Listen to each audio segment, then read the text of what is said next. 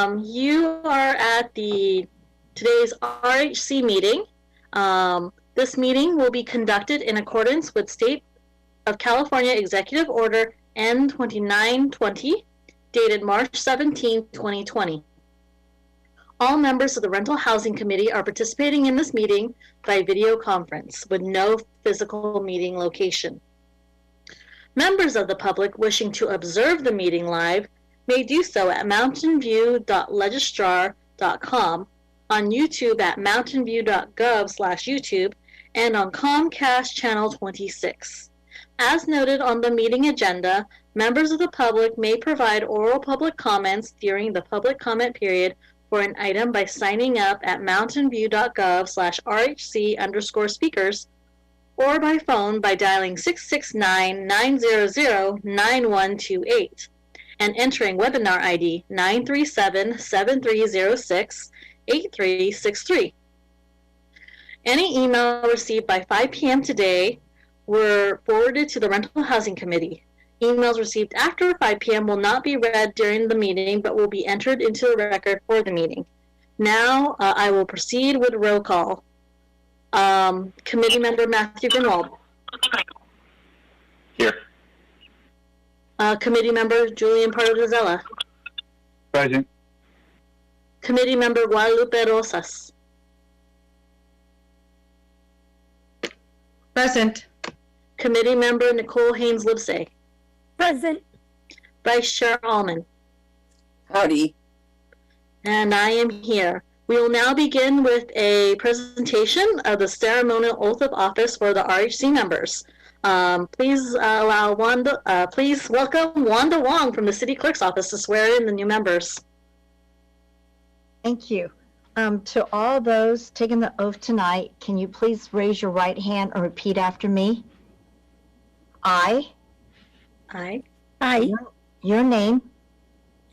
Nicole Haynes-Livesay. Do solemnly swear. Do solemnly swear. Or affirm. That I will support and defend. The Constitution of the United States.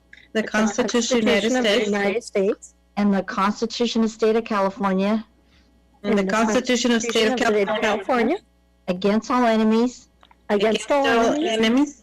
Foreign and domestic. That I will bear true faith. And allegiance. To the Constitution of the United States. To the Constitution of the United States. And the Constitution of the State of California. And the Constitution of the State of California. That I take this obligation freely. Without any mental reservation. Or purpose of evasion. And that I will. Well and faithfully. Discharge the duties. Upon which I'm about to enter. Thank you. I will mail you out the oath of office, and if you could just return it to me. Thank you very much. Thank you. You're welcome. Welcome, everyone. All right, we're going to move on to our next agenda item, which is minutes approval. Would any member of the public on the line like to provide comment on this item? If so, please click the raised hand button in Zoom or press *9 on your phone. Staff will keep time and announce when 1 minute remains. So this is only about 4.1, which is the minutes, or 3.1. Actually, 4.1. I see no comments, so a motion is in order. And a motion to approve should include the following items. Approved minutes for March 22nd, 2020 RHC meeting. Do we have a motion? I move to approve the minutes from March 22nd, 2021. Do we have a second? I second. We have a motion by Vice Chair Allman, seconded by Committee Member Rosas. Andrea, can you do a roll call vote? All right. So let's start with committee member Pardo DeZella, Aye. committee member Haynes Livesay, Aye. committee member Rosas, Aye. vice chair Almond, Aye. chair Ramos. Aye. So that motion passes unanimously, 5 votes to 0. All right. Next up, we have oral communications from the public. This portion of the meeting is reserved for persons wishing to address the committee on any matter not on the agenda. Speakers are allowed to speak on any topic for up to 3 minutes during this section. State law prohibits the committee from acting on non-agenda items. Would any member of the public on the line like to provide comment on non-agenda items? If so, please click the raised hand button in Zoom or press *9 on your phone. Staff will keep time and announce when 1 minute remains. I see 2 hands up during for public comment. I'll start with Edie Keating.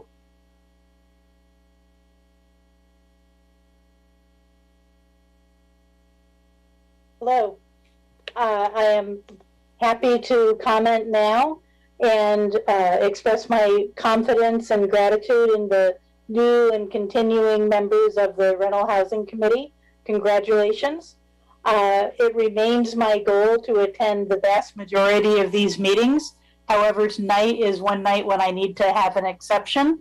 And so I will not be in attendance for most of the meeting, but I am very confident in the decisions you will be making tonight. And I look forward to attending many future meetings.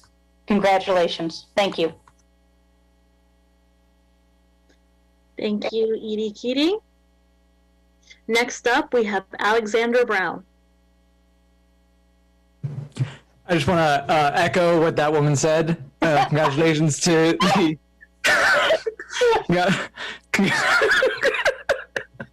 congratulations to the members who were reappointed to their seats, and I am so proud of my friend, neighbor, and fellow Mountain View Mobile Home Alliance member Guadalupe Rosas for her appointment. I can't wait to see her have an impact on making this body more effective at serving the community and keeping people safe in their homes. All right, thank you, Alexander Brown. It looks like we have another hand up, B. Hansen.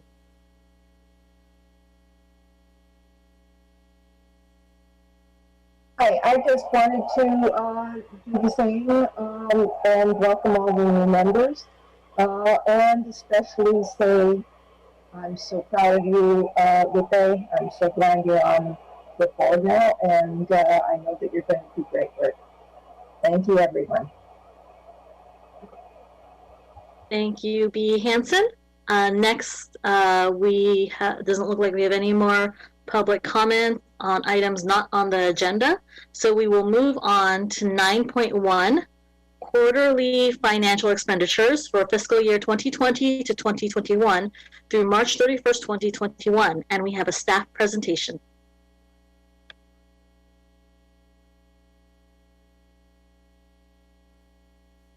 Good evening, Chair and members of the Rental Housing Committee. This is a holdover item from a couple of meetings before, and I was so bold to update it with the latest quarter numbers. So you have the latest financial information available. So today's item is for the Rental Housing Committee to review the quarterly financial expenditures through March of this fiscal year 2021. As usual, we have the 4 key categories: the personnel services, non-personnel services, the capital outlay, and interfund expenditures. By the end of March, 50% was expended on the personnel budget. This is below budget due to the vacancy of the administrative position and work performed for and charged to other departments for assistance with various COVID-related programs.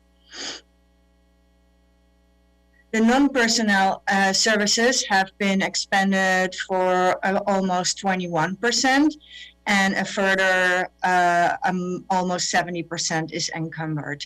We're always kind of lacking in the quarterly invoicing, so this low budget is due to later quarterly billing, lower than anticipated legal fees and litigation fees, and fewer petition hearing requests.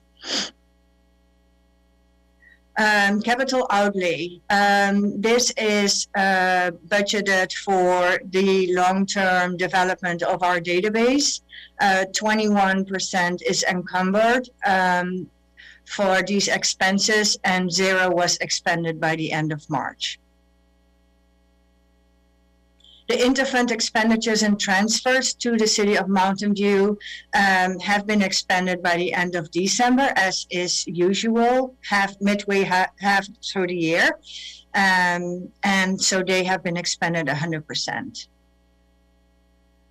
If we take these expenditures against the complete budget, 59% of the budget remains available. Personnel is 17%, non-personnel 12%, and the interfund expense is 12%. That is, in short, the overview of the quarterlies. Happy to answer any questions.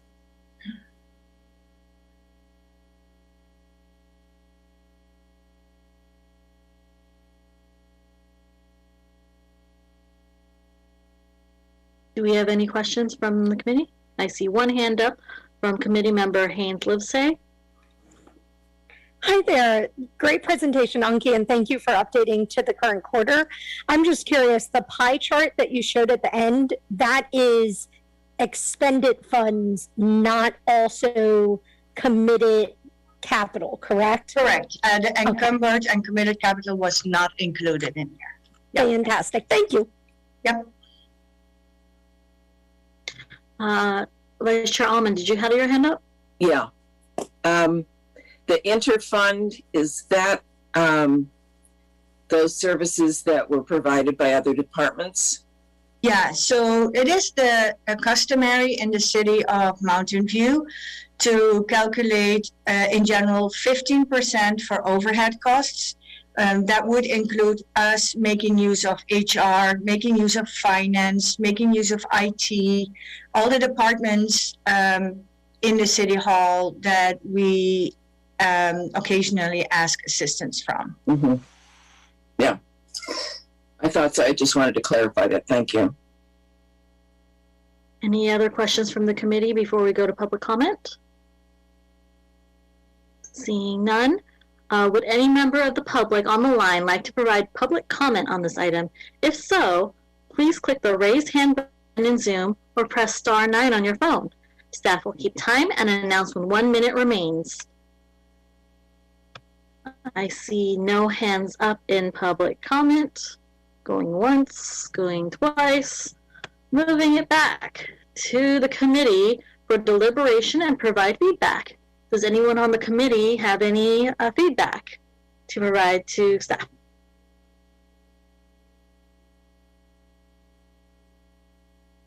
Thank you, staff, for your time in putting together this report. I'm sorry that it took so long for it to get to us. So with no one else providing any other feedback, we're going to go on to 9.2. Biannual review of consumer price indices for fair return calculations, a petition for upward adjustment. And we have a staff presentation. Thank you, Chair Ramos. Good evening, committee members. We have a staff presentation this evening on the biannual review of the consumer price index for fair return calculations for petitions of upward adjustment of rent.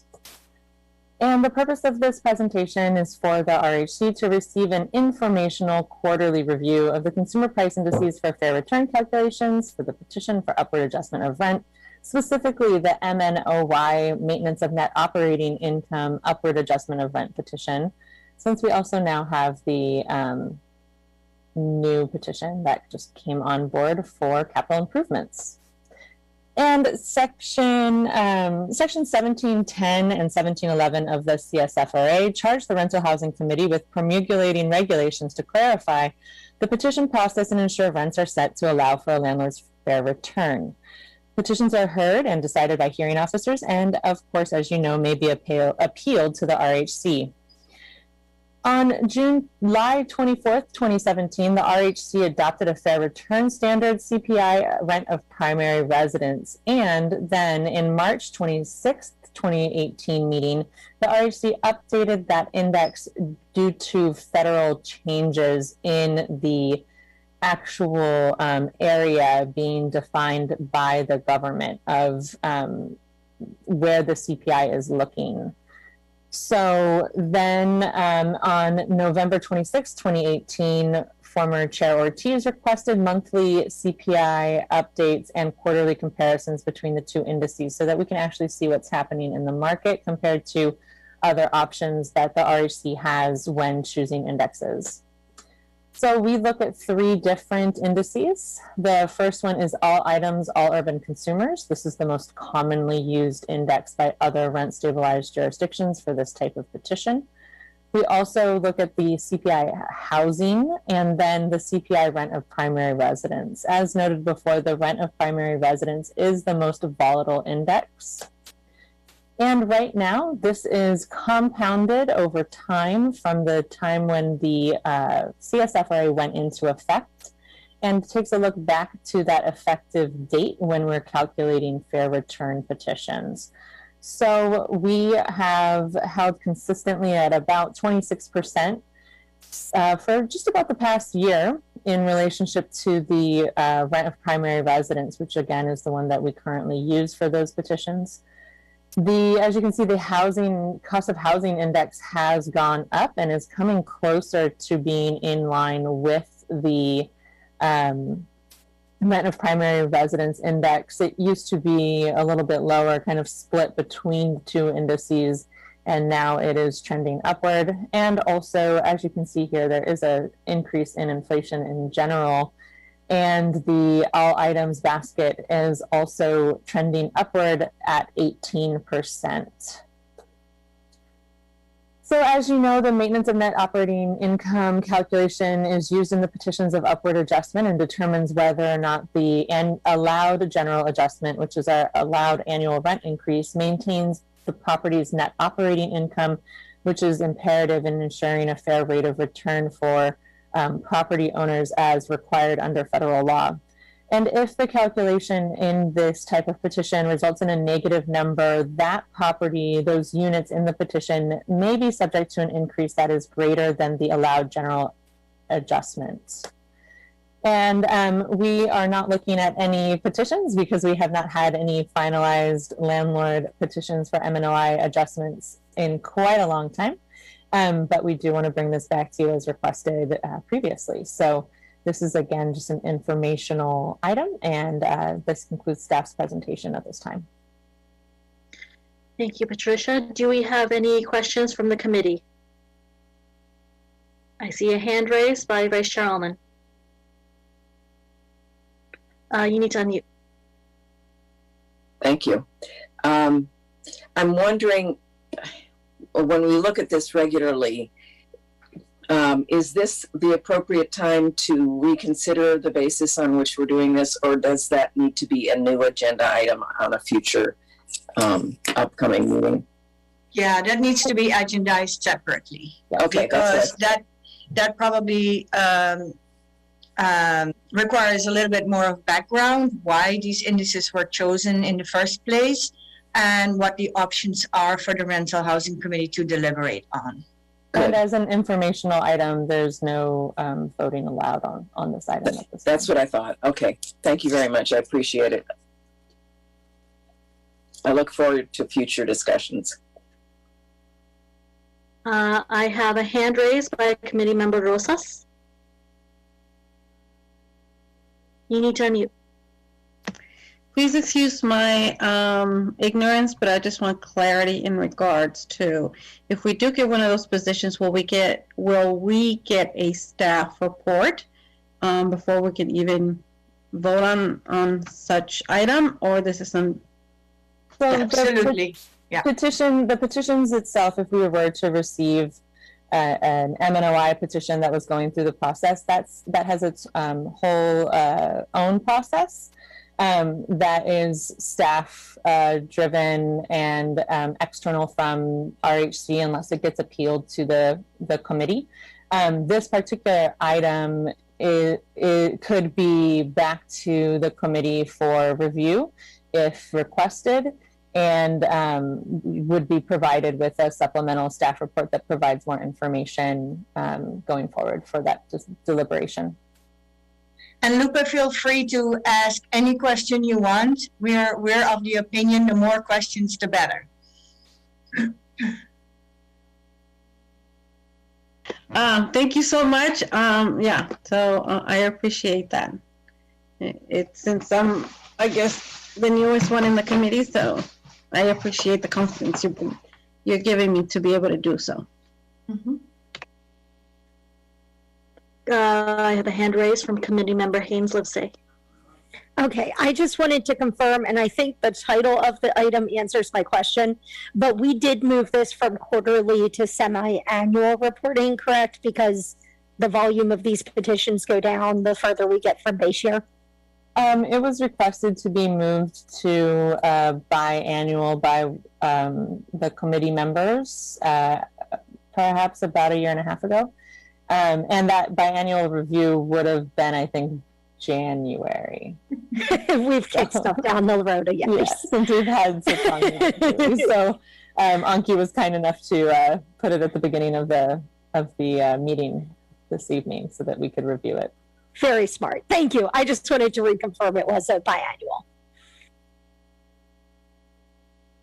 All right. Any other questions from committee members? Seeing none, we're going to move to public comment. Would any member of the public on the line like to provide public comment on this item? If so, please click the raised hand button in Zoom or press *9 on your phone. Staff will keep time and announce when 1 minute remains. I see a hand raised by Edie Keating.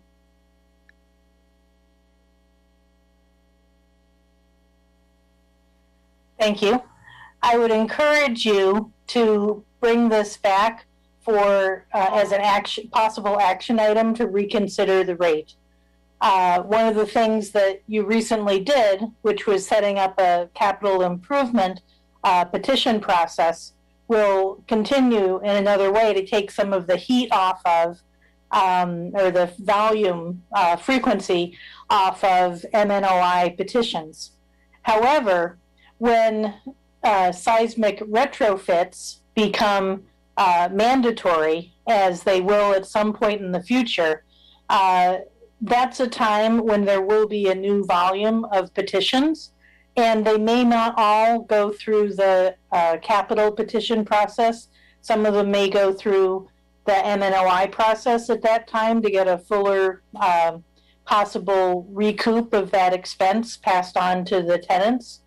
So I don't think it's a waste of time to reconsider potentially changing the rate for petitions back to the CPI rate. I hope you'll agendize that. Thank you, Edie Keating. Next up, we have Alexandra Brown. What she said.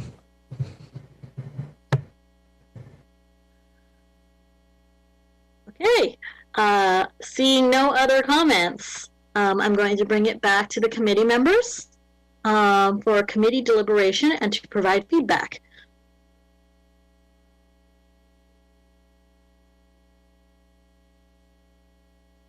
Committee member Haynes Livesay.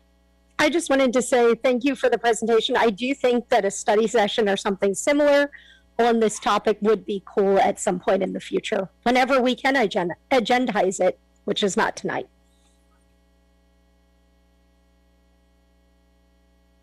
Any other feedback or deliberation from committee members? Seeing none, thank you, staff. I believe we would be able to agendize something at the end of the meeting, correct? At the committee, or rely on the new chair to do that as well. All right. With that, and seeing no other questions from committee members, we're going to move forward to our next item, 9.3, Eviction Prevention and Defense Program. And we have a staff presentation. Good evening again. I would like to introduce in this meeting for the Rental Housing Committee to consider formalizing an eviction prevention and defense program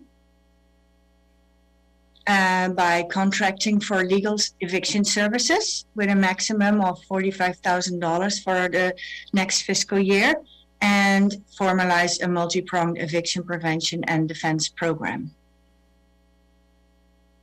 Going back 1 year, the California's declared a state of emergency, followed soon thereafter by a local emergency declaration of the city of Mountain View. Considering the shutdown of the community, Mountain View also adopted an eviction moratorium 10 days later, and that was followed later in the year, in the end of August, by a statewide eviction moratorium, AB 3088, if we still remember that, so long ago. And that was superseded in January by SB 91, which is called the Tenant Relief Act, which also extended the eviction moratorium. And this eviction moratorium extends till the end of June of this year. So what are the SB 91 AB 3088 basics, and why do I talk about it? It's because these eviction moratorium, as I just mentioned, ends by the end of June. The basics of this eviction moratorium is that a landlord has to give a 15-day notice instead of a 3-day notice if a tenant fails to pay rent. He also has to provide forms so a tenant can declare a hardship due to COVID-19. The tenants need to send back that hardship form within 15 days back to the landlord. SB 91 also declares that the tenants by the end of June 2021 must have paid 25% of all the rent due in the past year in order to be covered under the restrictions of SB 91. This does not mean that tenants are not responsible for past due rent. They do, and they are responsible. Repayment plans can be negotiated.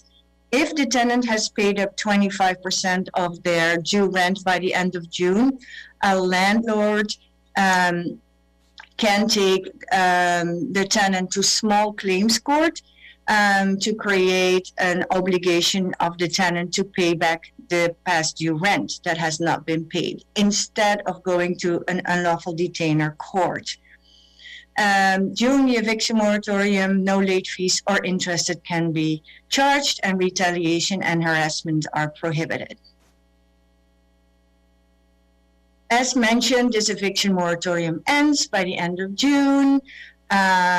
And even if the tenants were to comply with the moratorium and pay the 25% of their rent debt, landlords can begin to recover rental debt on August 1, 2021 through small claims court.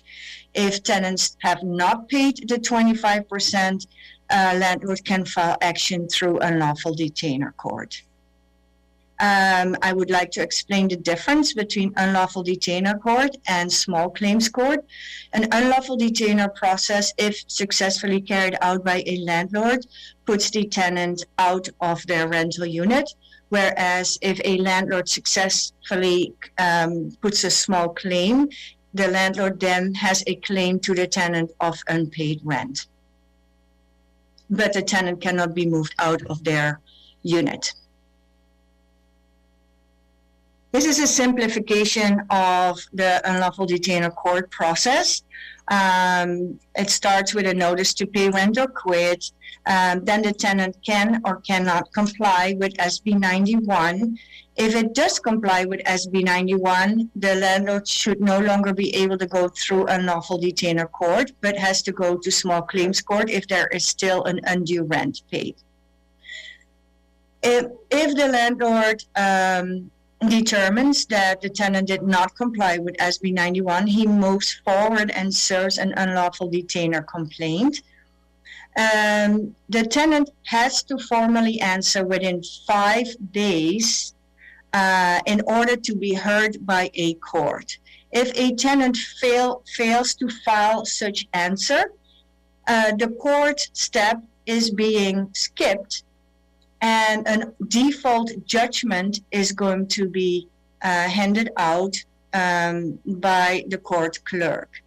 With that default judgment, the landlord can then go to the sheriff's office, who will then put a mandate of writ on the tenant's door with the announcement that the tenant needs to move out within 5 days, I believe, or a week, and will come back after that time frame to guide the tenant out of the house if he has not moved out yet. Why do I show this? Because there are several levels and steps where a tenant is not aware of the process and does not file the correct notice, whether it's a hardship notice, whether it's an answer to a formal UD. And you can see there are several moments in this process where mistakes can easily be made.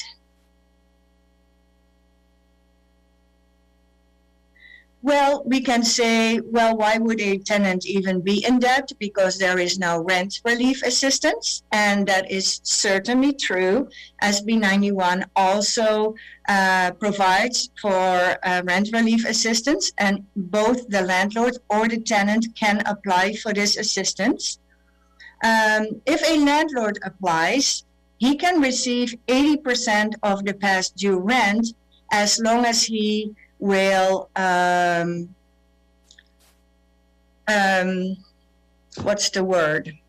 long as he will no longer claim the further 20%. So he must consider this 80% payment as total payment for the past due rent. If a landlord does not apply, tenants can still apply for rent relief assistance and receive 25% of their past due rent, in order for them to prevent being sued in UD court. And all this rent relief assistance is for households with an 80% AMI income or less.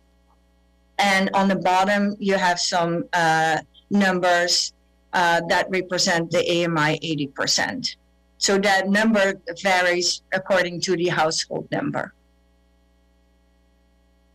HousingIsKey.com is the portal to ask for rent relief.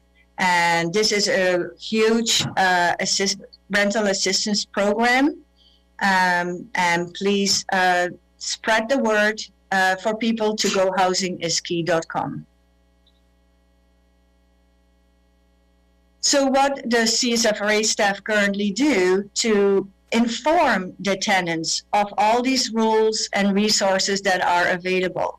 We have a robust outreach program in multiple languages, and we're still expanding everything that we can do. We have frequent educational workshops. We constantly update our web pages. We do targeted mailings. We do outreach to specific communities such as the school system, Cafecito, the Day Worker Center, CSA, and we post short videos on social media. Through Project Sentinel, there are also individual services available. They do client intake. They try to understand what the situation is. They do educational counseling on procedures and options. And if the tenant so desires, they contact the landlord and try to work out a solution. If that does not work, there is also the formal mediation dispute resolution services, whereby a formal mediation and a mediator can assist in trying to come to an acceptable solution for both parties.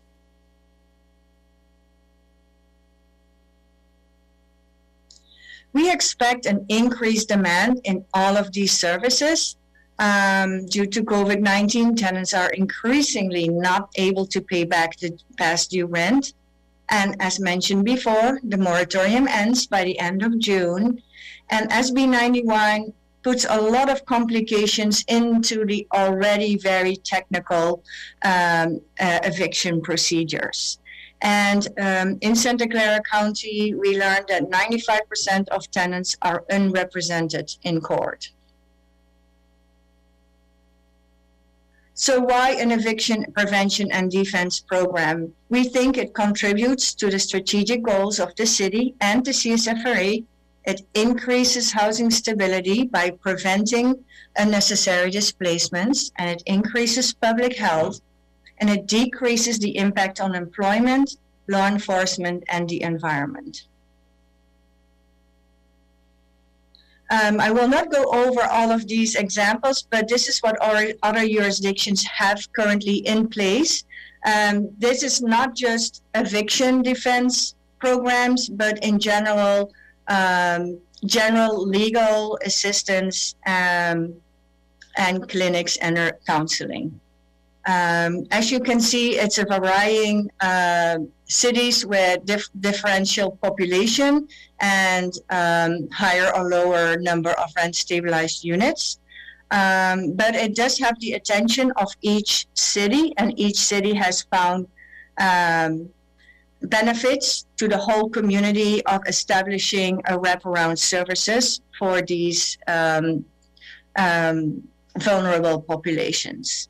If we go to the next slide, you can see that Mountain View already has quite a few services. As I mentioned before, we have, as the CSFRA, services with Project Sentinel that helps counseling landlords and tenants and in their eviction protections and petition assistance. There is also the formal mediation program that can help out in finding a solution for disputes. And senior adults legal assistance is also receives funds from the city for legal counseling for seniors. So what we're asking for now is to formalize the program and add legal services as a component to our eviction prevention and defense program. So we are proposing, and most of these actions we already take, is to have a multi-pronged outreach to tenants, landlords, and community organizations, try to early intervene in by sending informational flyers to tenants and landlords after we receive termination notices, then provide case management system services through Project Sentinel and other community-based organizations such as CSA, and landlord and tenant counseling, education, and dispute resolution services. But we would like to add, as the final prong, the legal eviction services, including full scope legal representation if needed. This is an overview of nonprofit organizations in Santa Clara County that provide various services.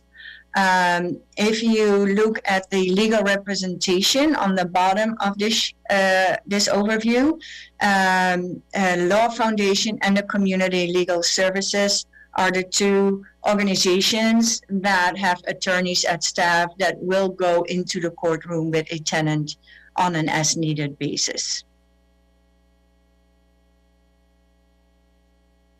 So the legal eviction services that we propose are accessible for tenants facing eviction.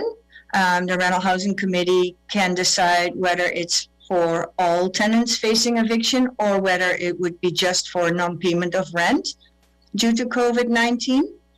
It should be regardless of immigration status and provide accessibility even for tenants with disability, and of course in multiple languages. The legal services should include legal assessment of the case, landlord contact, to get both parties fully informed of the legal issues at hand, formally answer and present documents to an unlawful detainer claim, and full scope representation if needed.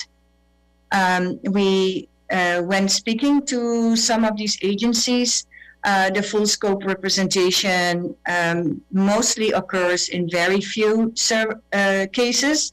I think the majority of the cases usually get resolved before it appears in court. So the program administration of the full program would be city staff. We, of course, make use of Project Sentinel and other community-based organizations, and then the legal agency to be contracted by the city. So that is recommended to contracting with a legal eviction agency starting in fiscal year 21-22, just in time when the eviction moratorium will expire. And it is proposed to reserve $45,000 in the first year in the budget for that. And of course, it's hard to predict how many cases will occur in this first year. So we will closely monitor and provide data to the Rental Housing Committee to determine the level of services that is needed and the efficiency and effectiveness of the program. So in short, our recommendation would be to contract for legal eviction services with a maximum of $45,000 for the fiscal year 21-22, and formalize the multi-pronged eviction prevention and defense program. If the Rental Housing Committee decides they want to start earlier with the legal eviction services, we still have about 2 months to go. There is still some room, as we just saw in the third quarter financials, to kind of start a little earlier, although it takes us a little bit of time to put those services in place too, of course. So that's the end of the presentation. Happy to answer any questions.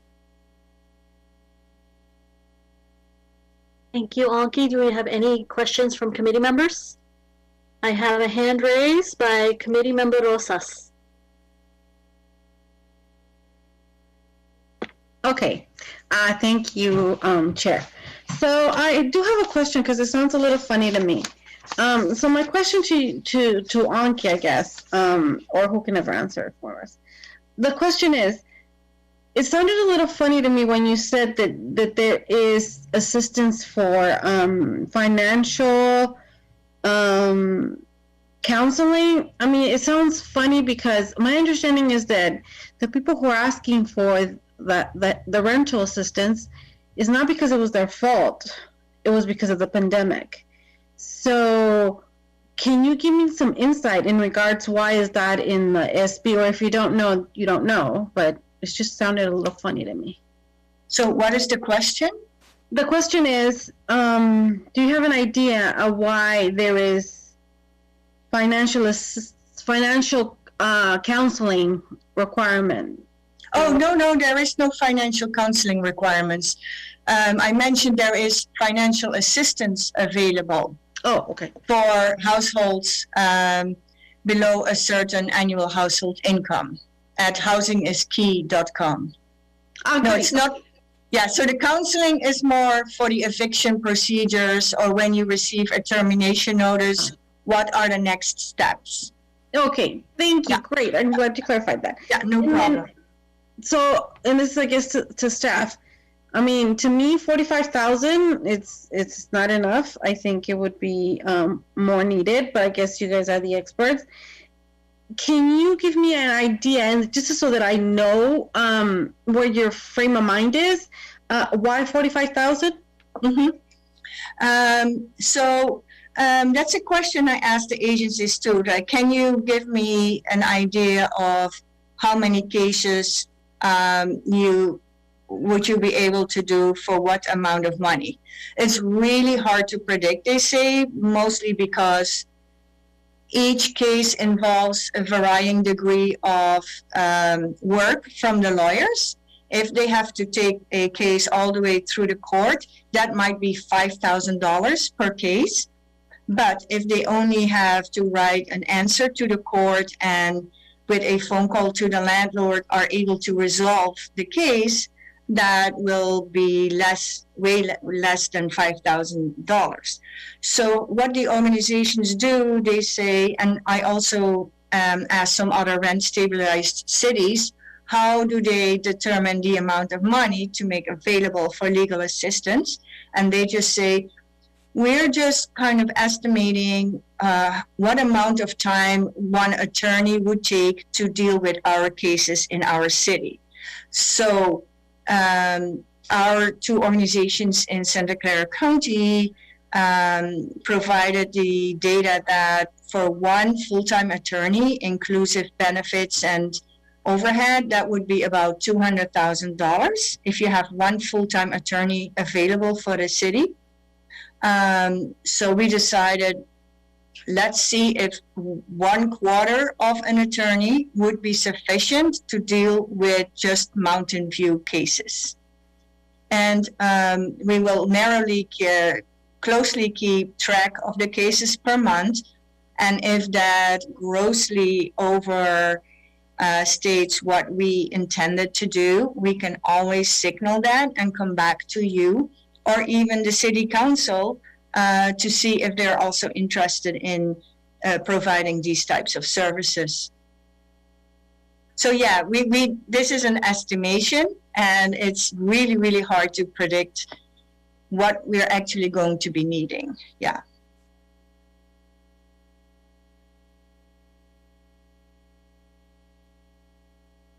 Is that it from you, Guadalupe? Yes, thank you. All right, next we have committee member Pardo Zella. Where are we getting the data from that says that 95% of the unlawful detainer cases in Santa Clara County are involving tenants that are unrepresented? Yeah, we get that from the Santa Clara County Courts and the Law Foundation that is doing work there on a daily, weekly basis. Sorry, is it the foundation that's putting that data together based on looking at the court and giving that opinion, or is the court in any way making that representation itself about that number? The court makes the data available to the Law Foundation, and then the Law Foundation presented that information. Okay, so the foundation's interpreting the data. Sure, interpreting meaning numbers to percentages, yes. Second related question, do we know, or how is it that we know the specific number of people who are not let me just pass for one moment and I'll come back to this point. Thank you. All right, thank you, committee member Pardo Zella. Next we have committee member Haynes Lose. Hi, I sent in a bunch of questions because I like to ask questions on proposals when I want to understand them further. A couple of them I just want to sort of run through here. One of the things that I wanted to clarify, and it sounds like this is actually a question for the RHC in the proposal, is whether this proposal was initially designed and the number vetted based on only addressing COVID invoked evictions, meaning evictions where the tenant did have cause to take advantage of the COVID moratorium, or if it would also cover at fault evictions such as those for nuisance or criminal activity on property. And it sounds like that would really be something we would be deciding, but the $45,000 number, was that vetted based on all evictions or just COVID evictions? Yeah, that's a good question. If we look at our termination notices in our monthly overview, the majority of the notices are all for non-payment of rent. we get very few nuisance or other just causes for termination. So yeah, our focus was definitely on the non-payment of rent termination notices. Perfect. And okay, so that helps to clarify that point. Also, it seems like we are saying that the 45,000 would probably cover, depending on the type of legal work that's being done, maybe anywhere from, let's say, roughly 9, if we have 9 cases at $5K a pop that go to court, up to maybe 60 cases if we're just writing letters, maybe a little bit more. Maybe I'm overestimating what the attorneys will pay themselves. So when we're thinking about this expenditure and we're thinking about how to fund it, you know, if we collect all of our outstanding fees, which I understand that we're currently actually cash flow negative based on if you analyze the current budget and take out the fees that have not been collected. But let's say that we collect them and we're cash flow positive and we have a surplus.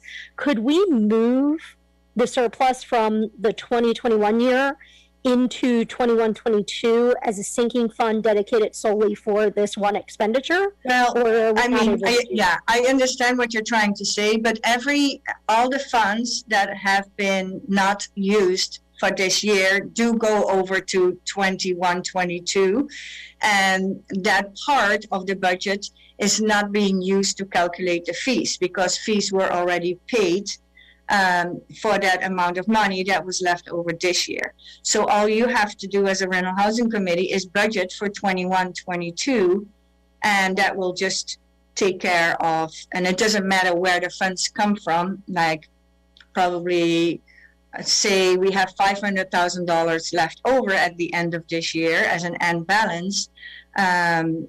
We can, and the budget is $2 million. We are only going to raise fees over the 1.5 million.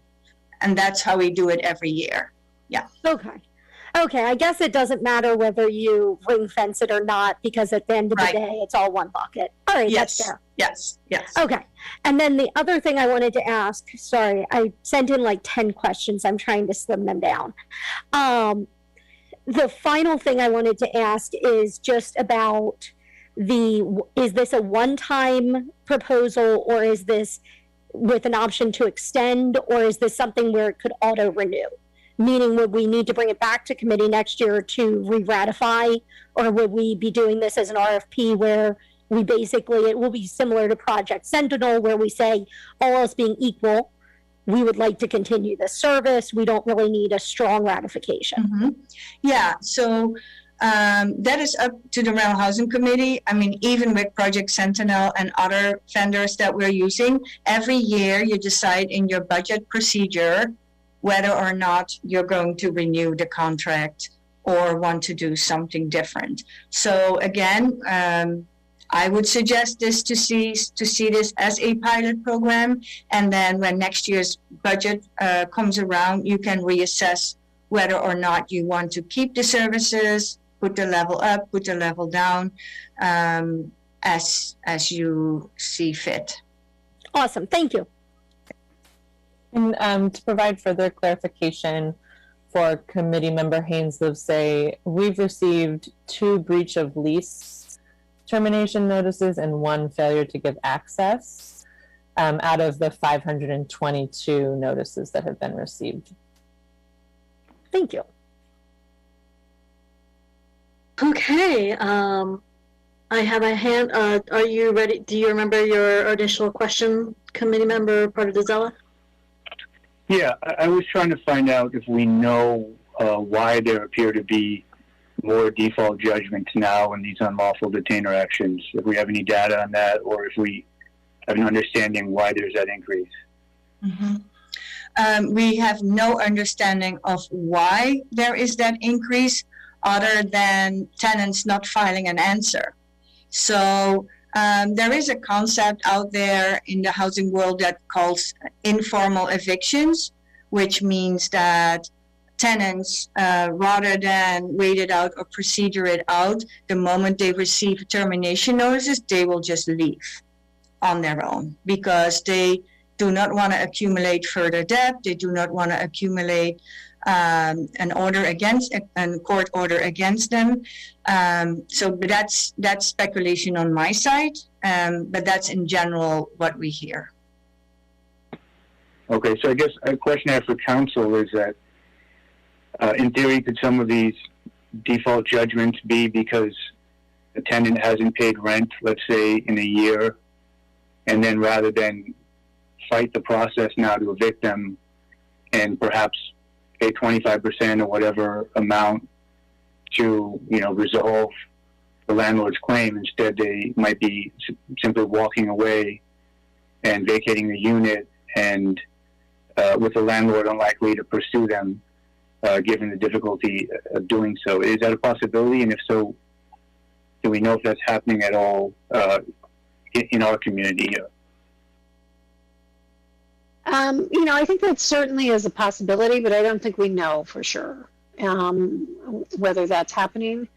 The tenants that have to pay 25% of the rent, they don't have to make that payment until June 30th. So I don't think it's happening with respect to that yet.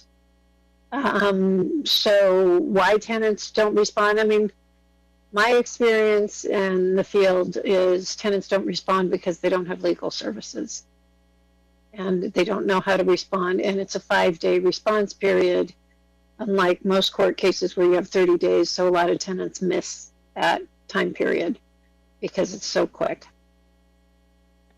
Okay, thank you. Vice Chair Allman? You're muted. You're still muted. Sorry about that. Do we have the data on how many people have been paying 80% and how many people are in default? I assume we won't know that till we get notices from tenants or landlords. But yeah, no, we don't have data on how much rental assistance has been, how many people requested rental assistance and how much is being given to them. We just don't have that information. Okay. Which makes this sort of a guessing game of how many cases would actually come to us. I think that the idea of having legal services available is great. And I think I really applaud staff for the research that you put together and the comparisons to other jurisdictions. I think this is sort of a missing piece that we have not provided. And I hope that we could get the word out very quickly so that people could start to take advantage of it immediately in May, June, July, and not all be displaced and leave the city. I think this is a terrific add-on to our. My only concern really is a question to the staff is you've already taken on so much in addition during this pandemic period. There's, many more workshops and lots of it. I can't even imagine how much you've already done. And then looking at the budget, it looks like there's a lot of overtime that's going in. So is there available breathing space to add this on to your very full plates? Well, so what we're trying to do is restructure to make it a formal multi-pronged program. As I gave in my presentation, most of these services are already in place. And I also would like to encourage you all, for tenants that do have any questions, to give our rental helpline number. That's Project Sentinel, because that's where the first intake of cases take place. And they provide a lot of services already for people that contact them to really understand what is going on in their specific situation. So that is already available now. Mm-hmm. The legal services are for that last part of the process where nothing else works and they do need their legal representation. And thank you so much. Committee Member Almond, Vice Chair Almond, one of the main shifts for staff is the ability to follow up on the termination notices that are filed with us and provide information about the services that exist in the community. So it provides an almost immediate touch point to get people information about what is available for residents in our city.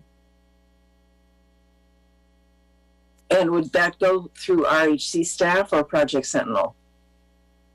Either one. I mean, we redirect a lot of these questions to Project Sentinel because they have dedicated staff with expertise, knowledge in tenant landlord laws and the new laws that were adopted, the SB 91 and 3088.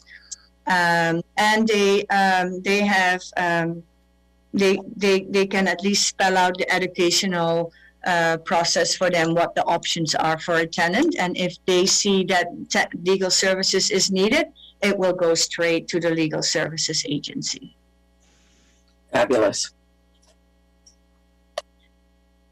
All right, so next up we have Committee Member Grunwald. Thank you. And I think Anki touched on my first question, but I guess, Anki, I'm trying to understand the difference, the additional services that this program would provide. How is it different from a petition, like a tenant petition, right? So if a tenant petition were levied or registered with us to say, I think my landlord is calculating rent incorrectly, and it intersects with the COVID the COVID laws, and they filed a petition for unlawful rent. How is this, or will we still ask them to file a petition, or kind of explain to me the difference of the program? So the premise of this different process versus a petition process is that the eviction process is ruled by state law. And so we as a CSFRA cannot undermine or do our own eviction process. We have to follow the court process as is laid out by the state, and Karen can give a little bit more details. But we cannot just make a petition process instead of the formal eviction process. Right, the eviction process is heavily regulated. The process itself is heavily regulated by state law, and it does have to go through a court process. So it's not ours to administer. We can't add to that process in any way because the state has completely occupied that field. So this would be providing assistance to tenants that are subject to that process. And it is a process, unlike our petition process, which is more informal, and parties don't necessarily need to be represented. In the eviction process, there are formal court rules, and an unrepresented party is really at a disadvantage. Like, as I mentioned earlier, you have to answer the complaint within 5 days, or the landlord can get a default judgment. So that's a very strict rule, and it's very quick as well, and a bit unusual. So that's sort of very different from our petition process where, we don't know, parties aren't necessarily represented, we don't have formal rules of court, etc. So that's the difference. Got it. That's helpful. And so, because we have 30 days to respond, right? Or how many days do we have to respond to a petition? I forget. I think the tenants have a set period of time to respond, but then there's also always a hearing. So if they don't file a response, they have the ability to present evidence at that hearing. Sorry, we don't really have a default judgment concept. Maybe this is more for. Sorry, this is more for maybe for Patricia or Anki. But like when someone submits a petition to us, a tenant petition, how long do we take to review that to determine whether it's we give them some consulting to say, yes, there's something wrong here, we're going to pursue this petition, or we reject the petition, right? Well, I mean, it's not up to us to reject a petition. We can say that it's not complete, and then the next step is to accept the petition once it is complete.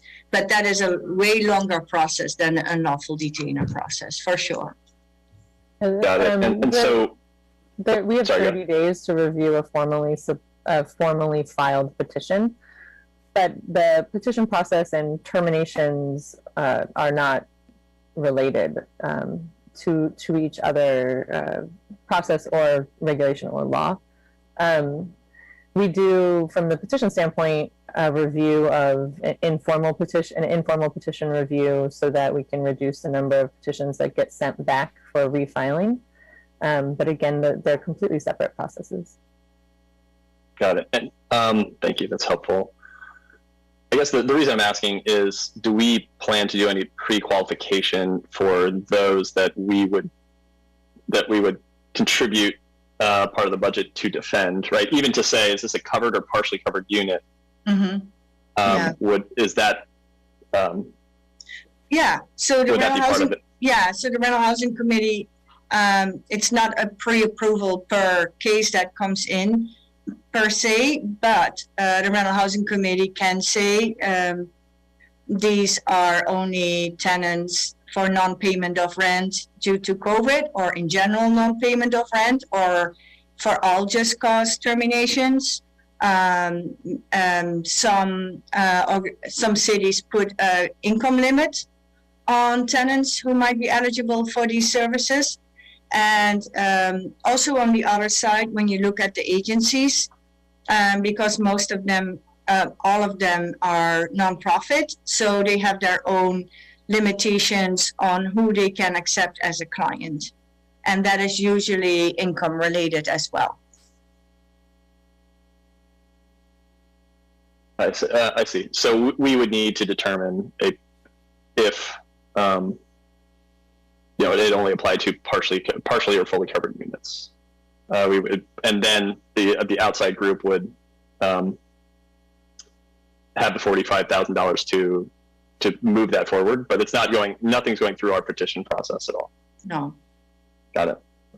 And I guess when you were on the slide where you're talking about other groups, foundations, jurisdictions, and you were talking to those organizations about how much volume they expect to have.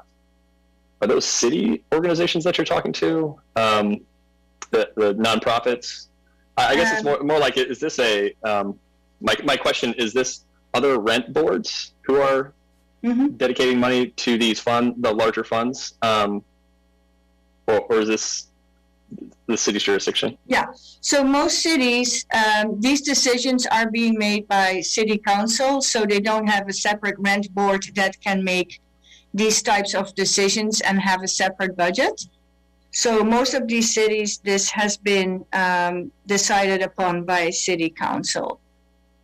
And then the rent board and the staff use part of these funds for their eviction services. But if you look at, for instance, Richmond is very similar to what we have. They do have a separate budget, and they do it exactly the way that we do it. So as you can see, they spend about $200,000 in total on their eviction counseling. That will be close to what we would have if we were to add the legal services to it. If you could go to the next page. If you look at Mountain View, we spend close to $200,000. The only thing that is missing here, and this is not just the Csfra, because the $80,000 and the $10,000 come from the city budget. So if we were to add $45,000 for legal services, we're getting close to similar situation to Richmond.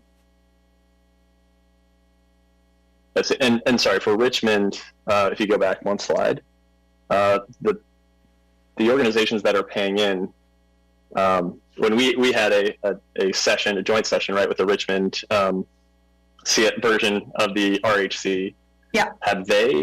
Are they contributing, or is it just Bay Area Legal Aid?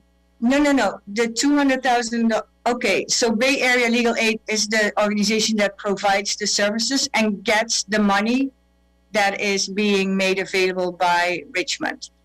So the rent stabilization program enrichment puts $200,000 on the table. $75,000 goes to Bay Area Legal Aid, and $125,000 go to the Eviction Defense Center. I see. Got it. I got it.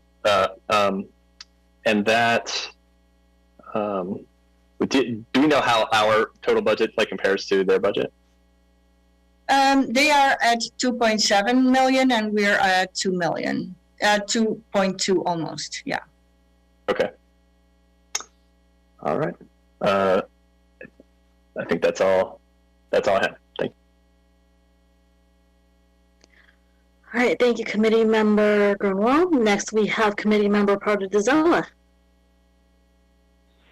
As of right now, do we know how many languages the legal notices are in when a tenant receives the summons and the complaint on an unlawful detainer action?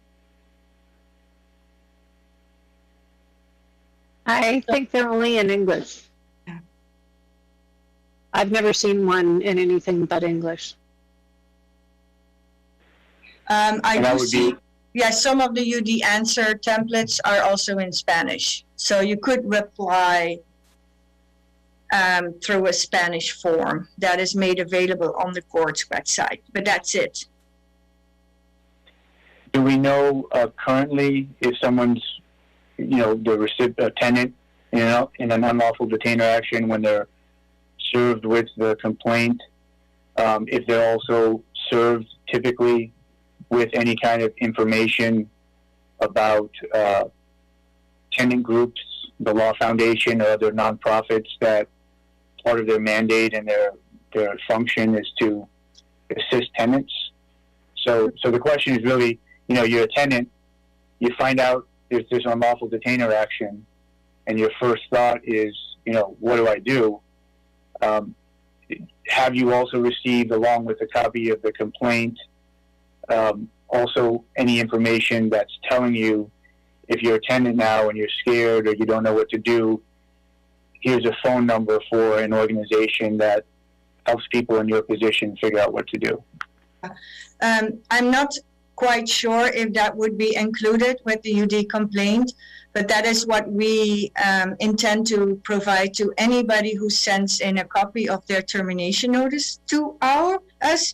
We intend to send a flyer to them right away with that type of, here is where you can get assistance. So that's part of our formalizing of our eviction prevention program. Thank you. Next up, we have Committee Member Haynes-Lipsey. Oh, I just wanted to tack on a quick question. In addition to any guidelines that the RHC sets on what we want this RFP to cover, and also the legal vendors' guidelines around the population they serve, there would be vetting of the merits of the case done by the legal partner as well, right? They wouldn't just take all comers. They would actually look for cases. Yeah. So yeah, absolutely. So if they get a case and they will legally evaluate what the best next steps are, or and so they have to do it that way because not every case warrants a trip to the court if all the compliance have been correctly applied. And so I don't know how they do that and what goes into the thought process exactly, but yes, I think we should leave that up to the legal evaluation part. Perfect. Thank you. All right. Vice Chair Allman, is your hand up from before, or did you put it? No, it's a new one. Okay. So I think Anki answered my question, but since there's a statewide moratorium and a citywide moratorium, that means that there'll be potentially clients who would need services who are not covered by CSFRA. From the sounds of it, it would be okay if those people were funneled through us to Project Sentinel but would they be eligible for our legal services fund? So first of all, there is no local eviction moratorium that's been succeeded by the statewide eviction moratorium. And that's the same eviction moratorium that applies to all tenants in City of Mountain View. So the question is, with our services, do we only cover CSFRA units or do we cover all tenants in the City of Mountain View? And again, that is a decision that you as the Rental Housing Committee can make. I think if you look at the agency side, who they would accept as a legal client, those are probably mostly the lower income tenants. And according to our data, that is usually the people that are in CSFRA units. So, but we cannot be sure who needs our help in the City of Mountain View. I also would like to give into consideration if later on we also would like to expand by asking the City Council to also contribute, making a more broader program that covers the whole community of Mountain View would probably be more appealing than not.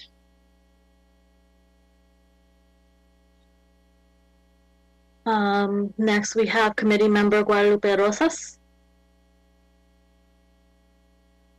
Well, I think the question that I have is already sort of kind of been answered, but I just have one quick question. Now, the $45,000 or the $5,000 per person, does that have to be utilized for legal aid or can be used for other forms? My understanding when the question was asked was that the $45,000 is the $45,000. If we wanted to increase it, we would have to come back to staff and vote on it and discuss it. Now, but my question to you is, if in the future we decide that the $45,000 can be used per se, as you know, the SB 91, it is basically asking landlords to forgive the 20%, right? So could we use those $5,000 to give it to the tenant so that the tenant can give it to the landlord as an incentive for the landlord to apply to the, no? Okay. Yeah, so this is purely, this is not rental assistance. So this is purely for legal services. So we're not handing out money to tenants or landlords to help pay with the rent. Can you give me an idea of why the thought process of only legal assistance? Because this specifically agenda item is for eviction prevention and defense program that to deal with after the moratorium ends. There's separate rent assistance programs where the City Council has adopted a rent assistance program that is already being executed by the CSA. And now there is also a state program. When you go to housingiskey.com, you can ask for rental assistance there. So there's already a lot of money available for rent assistance. Okay, I see. Thank you. All right, next we have Committee Member Grunwald.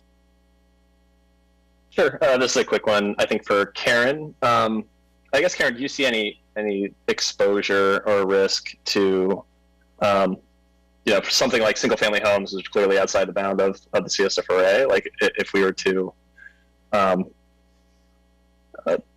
fund defense of a situation where someone's, being evicted from a single-family home, does that cause any? Is there any exposure there as we think through rules of the process of the program? I don't think there's exposure there. I mean, you collect the rental housing fees from landlords to administer the program. Your program, and you're authorized under the CSFRA to take a variety of actions that aren't solely focused on covered units. That being said, my guess is covered units are going to be the primary units covered because they represent a large majority of the units in Mountain View.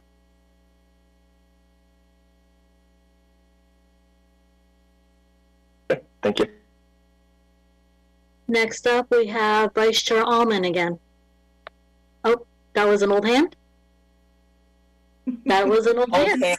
Old hand. All right. So I had a couple questions. Why are lawyers so expensive? But that's not a real question. Sorry, committee member Pardo-Dizella.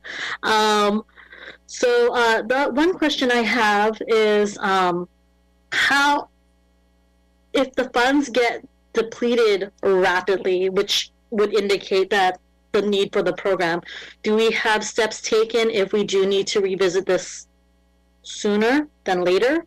Not that I want to plan that immediately, but like if we do suddenly we open the pot of money and then it's all gone, like we have some ways to address that, correct? If you would like to add more to the fund, say mid-year, we can do a mid-year budget amendment. Okay. And when we do our RFP process and determine who's going to be our vendor for legal services, how much data can we pull out from that? I'm totally ABCD, always be collecting data. So are we, as you can see with the monthly overview of data that we collect. I mean, we definitely want to monitor it very closely and get some definitely the data of who we are serving and what type of cases we are using our funds for. Perfect. That is all the questions that I have. Seeing no more questions from my fellow committee members, we can move over to public comments. So, would any member of the public like to provide comment on this item? If so, please click the raise hand button in Zoom or press *9 on your phone. Staff will keep time and announce when 1 minute remains. You will get 3 minutes. So I have a hand raised by Jeff Zell.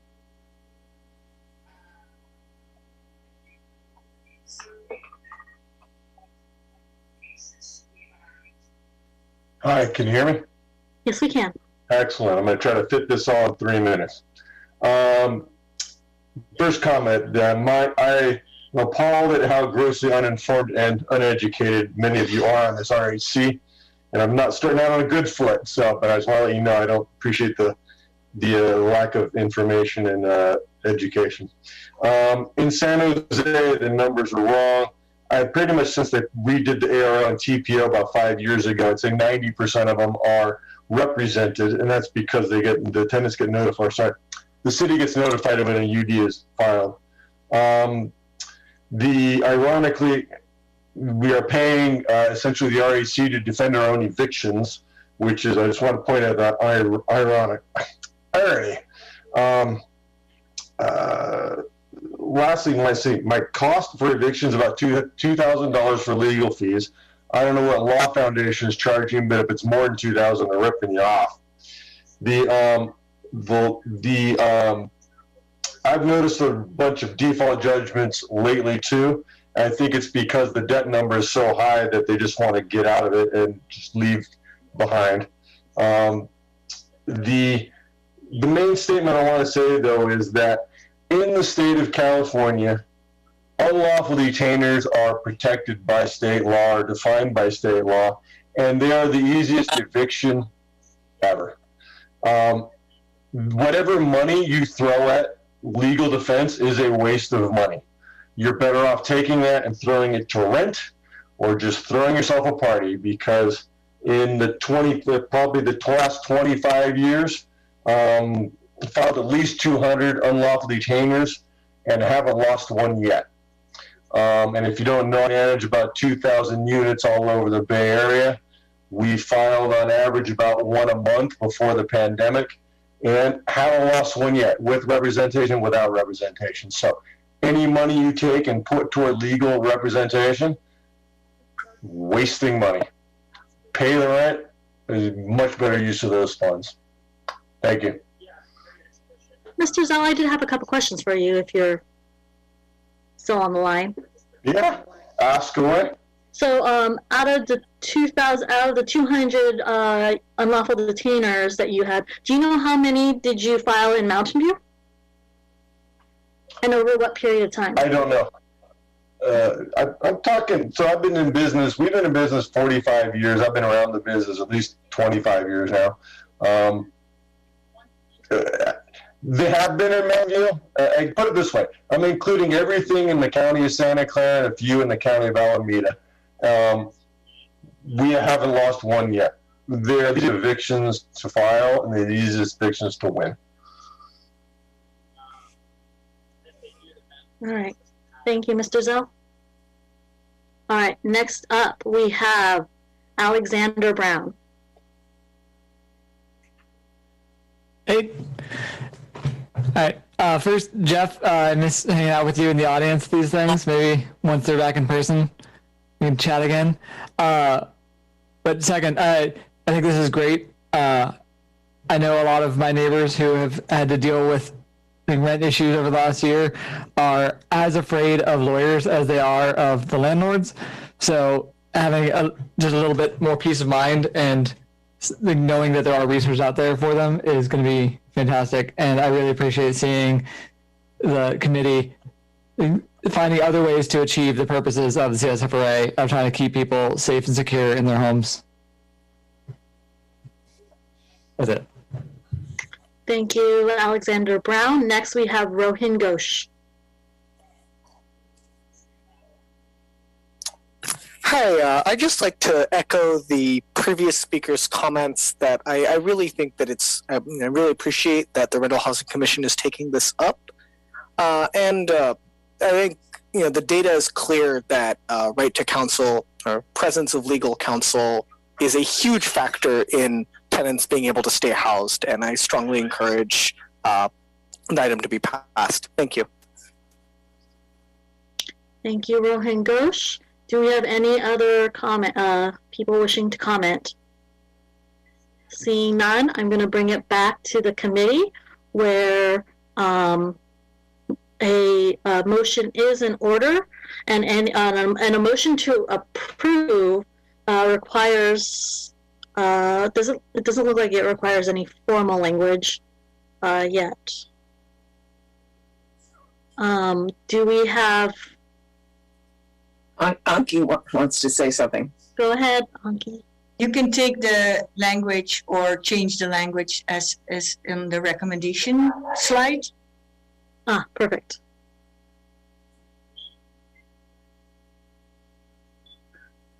Thank you, Anki. Anyone want to go first on council deliberation? Vice Chair Allman. Given what Jeff Zell just said and how easy it was to win 200 or 2,000 UDs, I think it makes the case for how important it is that we provide legal services to those vulnerable. And if it's so easy for the lawyers to win unlawful detainers, it just shows that there's a whole lot of people out there who don't have representation who would really be served by this kind of a program. I even am worried because there's only a 5-day response time, whether we have time to intervene at all. But yeah, I'm totally for this program. Is that a motion? I thought we'd have to deliberate first. Okay. I'm asking, I don't know. I think we could still deliberate when a motion is on the floor. But if you want to do more deliberation before a motion is on the floor, we can do that as well. I would open it to the committee, but I'd also be happy to do a motion at any point. Does any other committee member? Oh, committee member Pardazella. Yeah, I mean, I think my concern is primarily that this program is intended to not just target, landlords or tenants, but it's supposed to benefit the community as a whole. And so I think there's something concerning about the perception of kind of putting our thumbs on the scale here and saying we're going to help out just tenants and not help out landlords, for example. And I know when those of us that have been on the committee for a while can probably remember quite a number of smaller landlords that would come in front of us almost every meeting and tell us about the hardships they had and how they were, going to go out of business or going to lose their property because they could no longer pay the mortgage because of rent control. And most of those I don't see anymore. And I don't know if they did go out of business or they just given up or they sold their properties and now those are fancy townhouses that people are not going to be able to afford for the most part. But I think there certainly is a category of small landlords, mom and pop type landlords in Mountain View that has suffered tremendously during this pandemic. And I think it's not, I'm very concerned that we're just focusing on one group and not the other, especially given that this entire stabilization program is intended to stabilize the entire community. And it's not intended just to be a mechanism to advance the interest of tenants at the expense of landlords. So I think we've seen a little bit about some other jurisdictions where there's some assistance provided to smaller landlords or landlords in need. And I certainly feel like there should be something commensurate for the smaller landlords in Mountain View with what we're attempting to do perhaps with some of the tenants who are facing hardship. Next, we have Committee Member Grunwald. Sure, thanks. And just want to kind of echo some of the things that that Julian mentioned. Also, I'm not a voting member, so thank you for obviously my comments and deliberation, but I don't have a vote. I think the other side, when these come up, I try to think of qualifying questions or the other side, right? Which is there is a downside to this. It's about $3 per unit per year. I think are we around 15,000 units that we're collecting for? So roughly $3. Not breaking the bank for sure. Seems like, but this is a general housing problem, and I think the city would be happy to have us use our budget to put towards this problem as opposed to the city putting it towards this problem. But it really is a housing problem. There are a lot of housing problems. So I think just thinking through, what kind of precedent does this set, right? Looking at the slide of how this benefits the community, I agree. People should be represented. They shouldn't feel pressured. But also to the landlord who made a comment, in many cases, it is pretty cut and dry. I think we're expecting that all the COVID laws and the moratoriums will create more mistakes on the landlord's part. They won't calculate things correctly, or it's new information and people are going to make mistakes. And I think having people be defended in those cases is valuable. But to say blanket that we should take our budget, which is for rent stabilization and administering this program, and apply it to a housing issue for the city of Mountain View, it starts to get, then the question is like, well, how much per unit, what would start to be unreasonable, right? $3, $10, it just becomes kind of a slippery slope. So again, just for conversation, what would be the backstop here? What are the things that we should be thinking about? And I think what I would ask the committee to think about is some sort of pre-qualification. So we are doing our part for the covered units. And one, I think for our jurisdiction is covered units. So even if we said, here's how much the city should spend to put towards this problem, and maybe since covered units are this percentage of all units in Mountain View, we'll dedicate this much.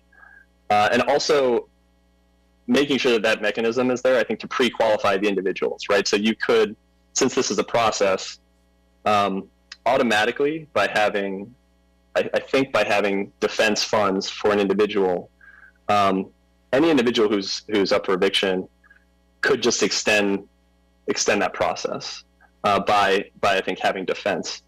And some of them absolutely deserve it because the landlords, if they've gotten something wrong in the new COVID moratorium laws, I think it's warranted for sure. But I would just want to have some guardrails around like that it is protecting the people who need the protection, and that the city of Mountain View is also paying their fair share. So thank you for listening to my stance there, but appreciate it. Vice Chair, I thought Vice Chair Allman. Okay, Vice Chair Allman. Well, I understand, Julian, where you're coming from, and you always do a nice job of looking out for the mom and pop landlords. But it's the tenants that are being evicted, and the CSFRA was intended to help stabilize things for tenants. And we've reached out to landlords and done, I think, an excellent job of helping them out. I personally think we should proceed with this. I think that we should also state that it would be all right if Project Sentinel answers the phone to people who are not CSFRA covered. I think, I don't know, I think it would be really tricky for us to be gatekeepers. I think it's very unlikely we'd get a lot of approaches from people that aren't CSFRA, but yeah, I think we're okay going forward with this. May I give some clarification? So the biggest part of the whole program up until the legal representation is intended for both landlords and tenants. Landlords can as much call Project Sentinel and use all the other services that we provide. It sounds like landlords have a good grip on the UD process, as we just heard from Mr. Zell. I think it's not the case with the tenants.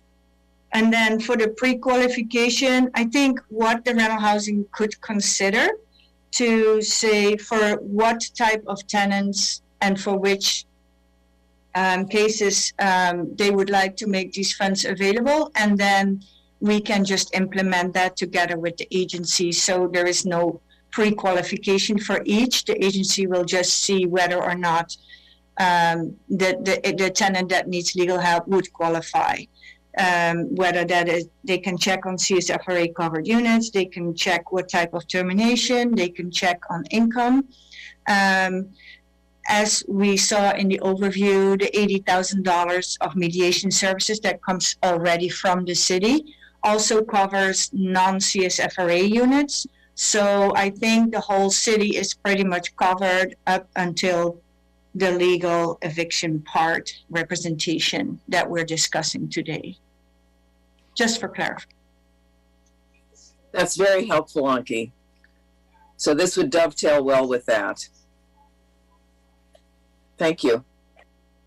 Next, we have Committee Member Haynes Lipsey. Hello. So I like the idea of piloting a program here. I think we need to be mindful in how we implement it, and maybe just to set some color to my position as a person who under the age of 18 actually came home to a 3-day quit notice, and I was the first person home when it was posted. I can tell you it's a scary thing, but at the same time, it would not have made our financial situation better to attempt to stay in a place we could not afford to live because of the implications of that from a financial point of view. So all of that being said, I think that we need to be deliberate in how we craft who gets the aid, because the aid bucket is not all that large. And I don't think that we want to bill landlords specifically large sums of money to defend against eviction proceedings, number one, because I do think most of them are fairly cut and dry. And number two, because I don't necessarily think that we want to set a precedent that we are defending the tenants, that we are making the landlords pay for the tenant's defense against what might be a lawful and just eviction. I don't think that that engenders good dynamics between the parties and between stakeholders in the city. So that all being said, I would motion that we contract for legal eviction services with a maximum of $45,000 for fiscal year 2020 2021 to 2022, specifically for tenants facing eviction due to COVID non-payment of rents covered by SB 91 and with a income threshold of 110% of the median adjusted gross income for the area. So that would be my motion. Would you be open to a slight amendment to that motion? Always. I was wondering, I think I'm okay with prioritizing that, but if there is money for it, then I would be willing to cover outside of that bucket. But I'm okay with prioritizing that. Does that make things difficult, Anki, in terms of implementing the program? Well, yes, because not every case comes in at the same time. So prioritizing is going to be hard when cases come in. You can't just wait for a year and then see which cases merit legal aid and which ones don't. So that would be a little hard. So maybe an easier solution would be to raise the AMI a little bit to 120, like what is already in the CSFRA for other issues.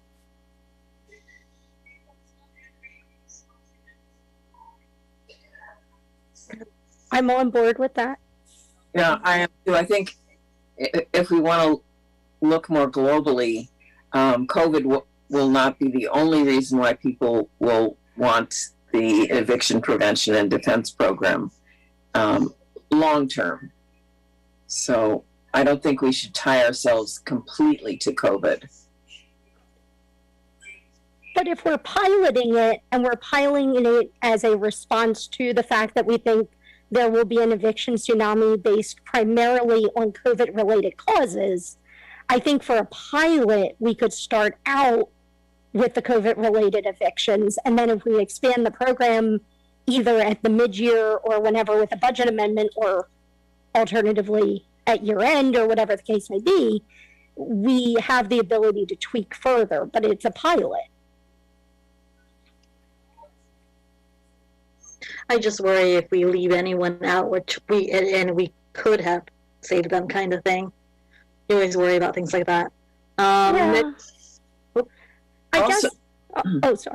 guess my worry is that if I do 15 cases at $2,500 a pop, and I do them all for unique scenarios, they're going to be more expensive legal work.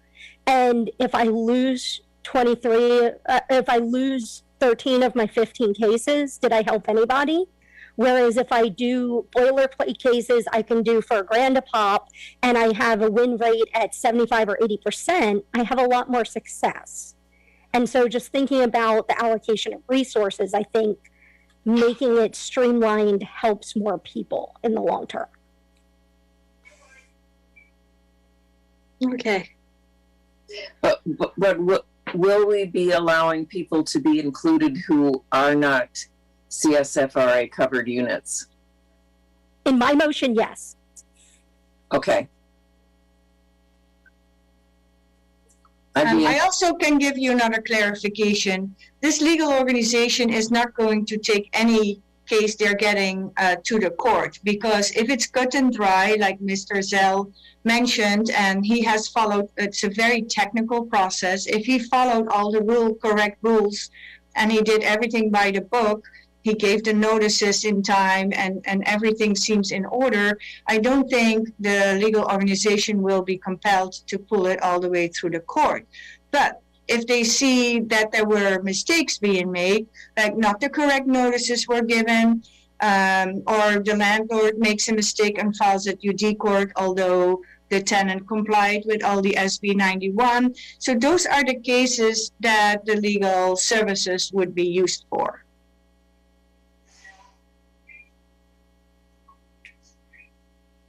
Okay. we'll rely on the vendor to determine that, correct? Yeah, that's the legal assessment of each case. Yeah, because I was already thrown for a tizzy at that point. Yeah, I've been through that too. Next, we have committee member Paradizella. Is Yeah, there a I mean, second you know, on that motion? Oh, shoot. I seconded with the amendment. Sorry. Oh, I thought we were still open to the wording as.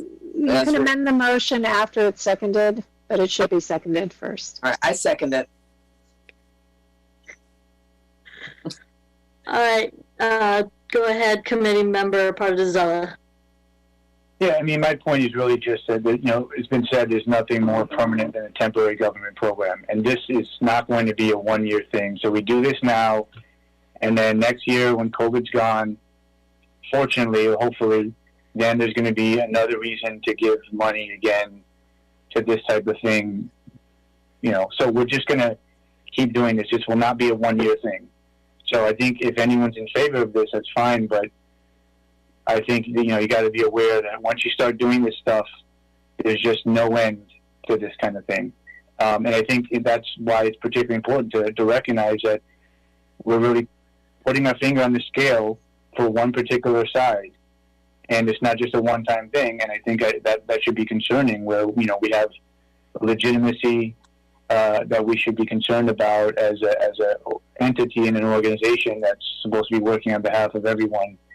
And I think now if we start down a road where we're going to continually be, you know, taking from Peter to pay Paul, it's not a good precedent. And it's going to create longer term problems. So I just want us to be aware of that, because next year at this time, if this whole program has elapsed, someone will find another reason to give out another $45,000 for some other reason. That's what's going to happen. Committee member Guadalupe Rosas. So, all what I've been hearing is very, very interesting and very informative as well. I keep on thinking what the RHC was formed. It was formed to create the community stabilization for fair rent, right? So, and because of the pandemic, and the pandemic is definitely has been killing lives, right? And what we're doing is saving lives. Honestly, I believe the $45,000 is not enough. I think it definitely, there's going to be a lot of issues out there.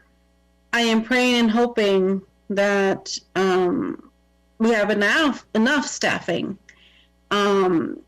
to have this program be successful and be a beacon of what is the right thing to do, right? And what we want to do is keep people safe, keep people home, whether that's being a CSFRA rental or not. So I, of course, am going to be voting for it, yes. I'm liking where this is leading. I like the possible amendments that may come out of it, because I think we're headed in the right direction, and the right direction is to keep people safe, keep people in Mountain View, because we need all kinds of people in Mountain View so that we can have a successful city. And I will like to remind you all that this CSFRA policy was voted overwhelmingly. So that is what the voters want. And I guess I'm gonna leave it at that and open to any more comments or suggestions you guys may have. Next we have Vice Chair Almond. I just wanted to say that in looking at other jurisdictions, it looks like all of them already provide legal services. So we're just really filling it out, and we're not saying we're going to, provide thousands and thousands of dollars. We don't know how much the need is going to be, but I feel like this is just another piece of what we should already have been offering people. I think it's sound, and I echo what Committee Member Rosas was saying. We're now in a position where if people become homeless, they also have a greater risk at becoming sick. So as much as we can, we're probably talking about a handful of cases. We don't know how many people are going to be using our services, but I definitely think giving it I understand what you're saying, Julian, that you start a new pot of money and you're unlikely to revoke it later. That's a very good point. But I feel like this is a layer just beyond what Project Sentinel offers. It will offer folks who don't have the money, who don't have any chance at legal representation, hopefully a fair shot at still staying in their homes. And therefore, I'll be voting yes. Next, we have Committee Member Haynes Lipsey. That was yes. No, yes, I actually have a question for Karen. Am I accurate in believing that the maximum you can claim in small claims court in the state of California is $10,000, meaning that for all of the 75% of the rent that is not paid and converts to a personal debt, most of that will not be going to small claims court if it's for more than, let's say, 3 months of rent. It will be going to big boy court. Actually, no. As part of SB 91, there is a lifting of the small claims court limit for property owners to collect COVID-related debt. Okay, so there is no limit on COVID-related debt in small claims court, as long as the rent due fell within the periods of the statute. So, excellent. Because that's where I see as the biggest stumbling block in these procedures, and where I think the most legal work will have value, is for the landlords who misstep and think, oh, this is an evictable debt. I filed the UD, but it's really a personal debt. You need to go to court to claim it as a personal debt. It's a different type of debt. And that's where I think making sure that our dollars go to defending that type of case, because I think that is going to be the prototype case you see, is where I feel like the need will be greatest. And to Julian's point, that I feel would be a very one-time thing, but creep definitely happens. Scope creep is real. So I could see scope creep happening when it comes time to renew. I think that's a fair concern. All right. So with that, it looks like everyone has had their say. Yay. Thank you, Anki and Ms. Karen, Patricia, and Andrea for getting this set up. It really does feel like it was something filling in from our suite of services that we have provided in terms of the community. I keep on thinking about all the times I've went to all the webinars, and then they're like, there's legal services available at these places. We can't give you any legal advice right now, but just go here. Just go here, and we kind of throw people there, and we don't know what's going to happen with that. But with this, we can have at least some sense of directing people and actually knowing that we're directing them with some sense of purpose.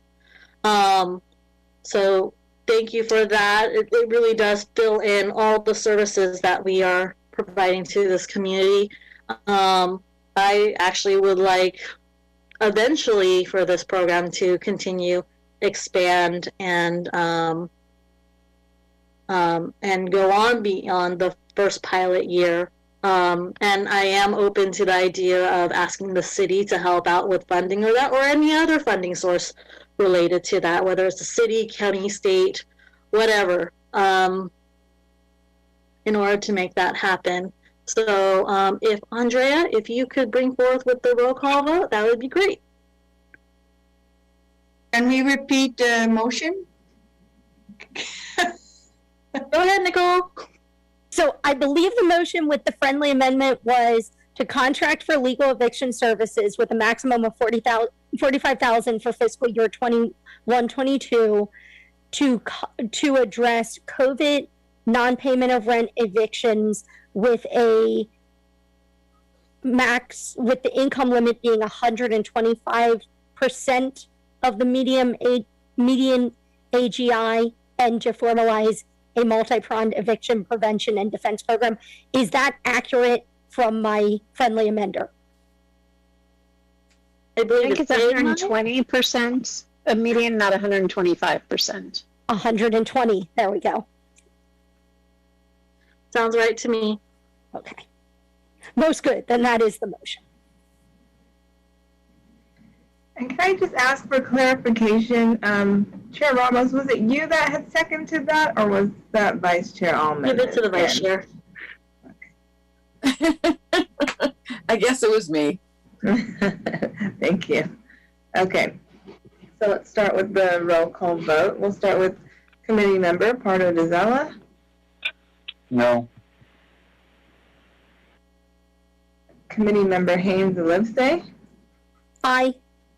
Committee member Rosas. Aye. Vice Chair Almond. Aye. Chair Ramos. Aye. So that motion is passing 4 votes to 1. Thank you, Andrea. Now we're on to our next item, 9.4, update on invoicing for CSFRA annual rental housing fees and CSFRA database registration progress. And we have a staff presentation. Okay, thank you. So yes, that is correct. We are going to be discussing an update on the invoicing for CSA annual rental housing fee, and we'll talk about the progress we have with the database registration. So the purpose of this presentation is for the Rental Housing Committee to receive an update on the invoicing and the property registration. So the CSFRA requires dedicated resources for its development, implementation, and administration. The Rental Housing Committee establishes a budget for the reasonable and necessary implementation of the provisions of the CSFRA and finances those expenses by charging the landlords an annual rental housing fee. During January of each year, starting back in 2018, invoices are sent out to all CSFRA covered properties. The invoices include both the CSFRA annual rental housing fee, and we package that together with the multi-family apartment inspection fee from our fire department. Invoices are due within 30 days, and we do charge a 1% fee per month for those delinquent invoices. So this table here shows an overview of our fees per unit over the years, as well as the number of properties being invoiced. You'll notice we have a couple more this year than we did last year, and that is because while researching the addresses for the registration database, I came across some properties that were previously missing from our CSFRA covered property list. So I added those in this year, and they were invoiced. On June 29th of 2020, the Rental Housing Committee passed a resolution and regulations to mandate annual registration for all CSFRA covered rental units in a CSFRA online database. So the database provides economical and efficient communication with landlords. It also provides an online tool and resources for efficient, accurate, and reliable functioning of the CSFRA program, and allows for effective and timely collection and prompt processing of analyzing the rental property data that we collect. Mandatory registration is due February 1st of each year, starting this year in 2021. And we did have a one-time startup grace period that extended this year's registration due date to March 1st of 2021. And that has passed, and so every year going forward, it will be due February 1st of the year. So the CSFRA staff, together with our finance department and the multifamily housing inspection program, which we charge our fees together, we have a and because our mandatory registration is a new requirement this year, and we haven't really had a lot of properties registered just yet. So staff and the multifamily, altogether, we sort of are continuing to manually update our owner contacts every year to try to eliminate discrepancies between the three departments' databases, to create the most accurate database of CSFRA properties for our invoicing. And as landlords continue to register their property online, we're thinking that the manual prep work for the invoicing should be greatly reduced. And we've already had the registration database be very helpful in making sure that we have accurate information for those properties that have already registered.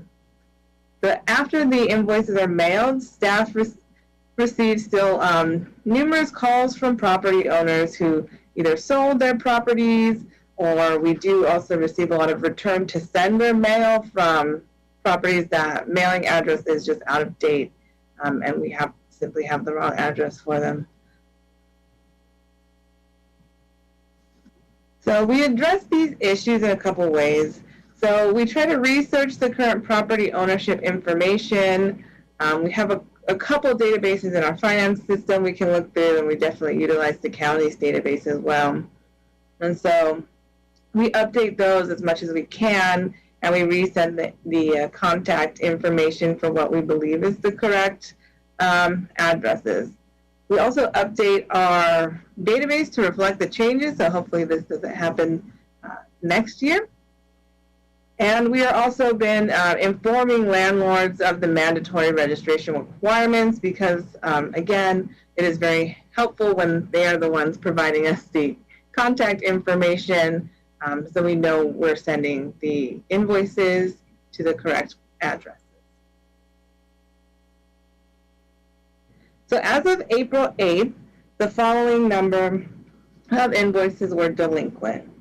So you'll see this year we still have 77 properties that have not paid their rental housing fee, and the total amount is $165,577.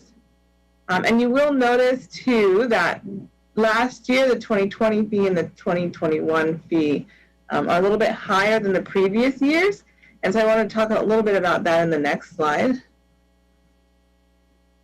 So in previous years, so I did this in 2019, I believe.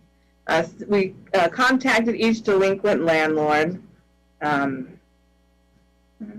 and gave them sort of a packet of information along with any delinquent invoices.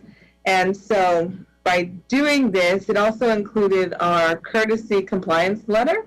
So I think you would have seen that in the attachment with this memo. And that really resulted in a reduction of our delinquent invoices. So I intend to do the same thing for this year. And then I will include both last year's fee and this year's fee to any outstanding invoice.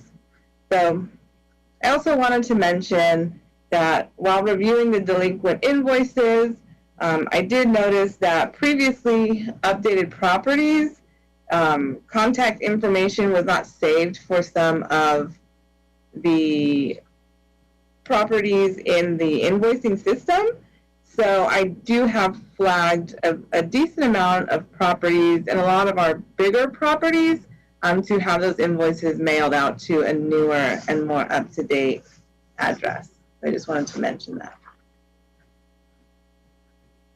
And staff is currently collaborating with both finance and, again, the multifamily housing department to update those systems to make sure that every time we are finding the correct addresses, we are making sure that is saved in everybody's system so nothing slips through the cracks. And then we are definitely mailing those correct invoices to the owners.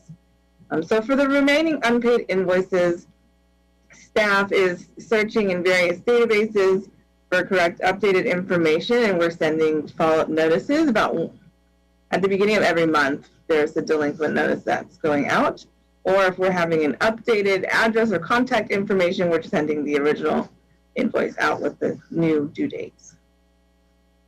In early May, we're planning to send courtesy compliant letters that would include, again, that non-compliance packet with the letter and the rental housing fee insert. And it will also include copies of all delinquent invoices for that one property. So some properties have multiple years worth of delinquent invoices, so we will include that in the packet as well. And we do make sure to have information about property registration, how to register, what's the website, and where you can get resources on that, as well as including upcoming dates for our registration webinars. So that will all be included in those packets. So in previous years, this method of sending out these packets resulted in us collecting about $150,000 worth of unpaid fees. So we're really hoping to have similar success this year.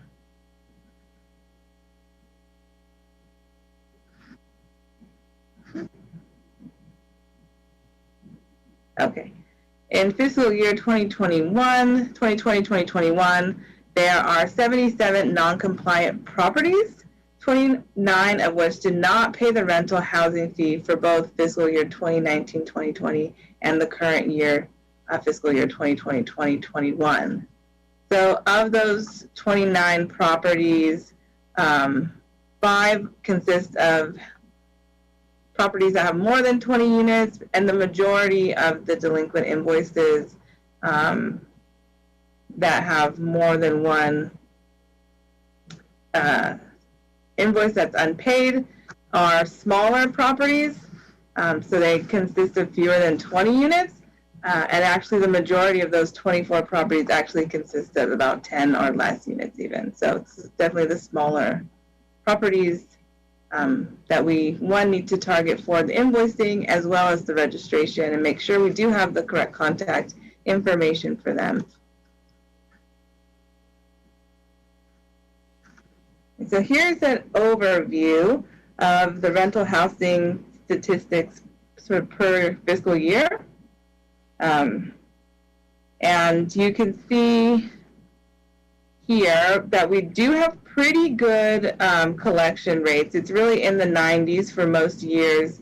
This year it's a little bit lower at 89%, but I do imagine that once I send an updated list to finance with the contact information that I found to be out of date, that number will definitely be up into the 90s. We've also included a total amount collected at the bottom of each column here. So we're about 1.1 million for this current fiscal year's fee. And then I'll just mention quickly that you will see that the total amount does go down, and that is because of the lowering of the fees and also some extra budget rolls over into each year's budget amount, so it lowers the fee in that way as well. So it's not because we have less people paying, it's just because the fee is cheaper.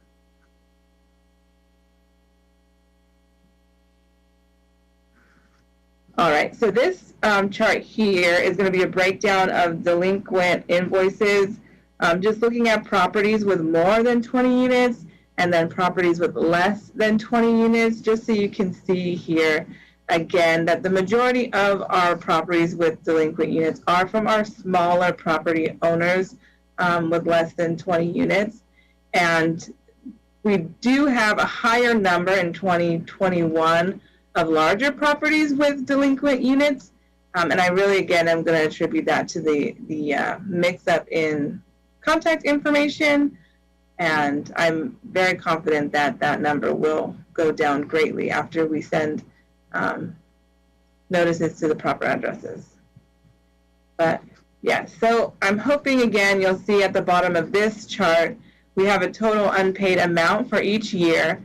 And once we do send out our, reminder packets, I'm hoping that we can get that number significantly decreased. And we can definitely do an update for you all if you would like that. We did that last year, or the other year when I sent them out, so I think that might be nice. Okay, so this chart here is just going to be an overview of properties that have more than one delinquent invoice. And this is over all the years that we've sent it out. So we have only 6 properties that have never paid for any of the years. We have 7 properties that have at least 3 delinquent invoices. And the majority of the properties with more than 1 delinquent invoice only have not paid for 2 years, so that's 27, for a total of 40 properties that have a pattern of not paying at least more than one of their rental housing fees.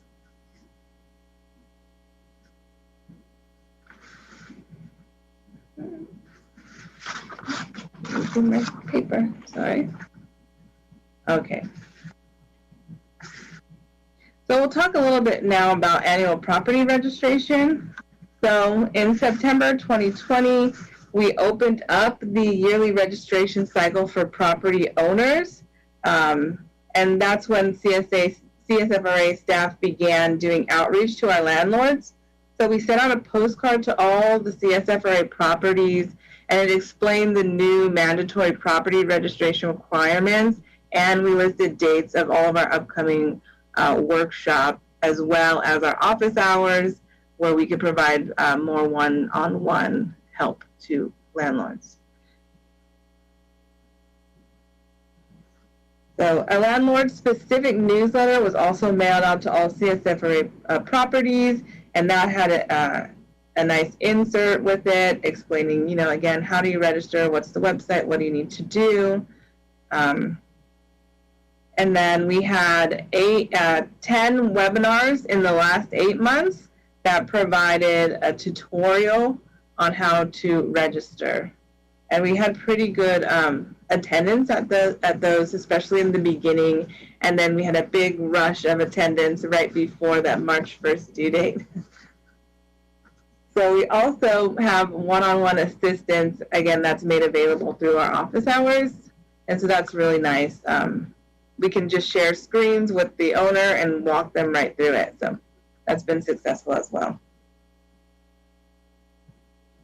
So today we have 258 properties, and that's going to be including our exempt properties that have registered online in the database. So we're just sitting at about 33% of property registration at this time.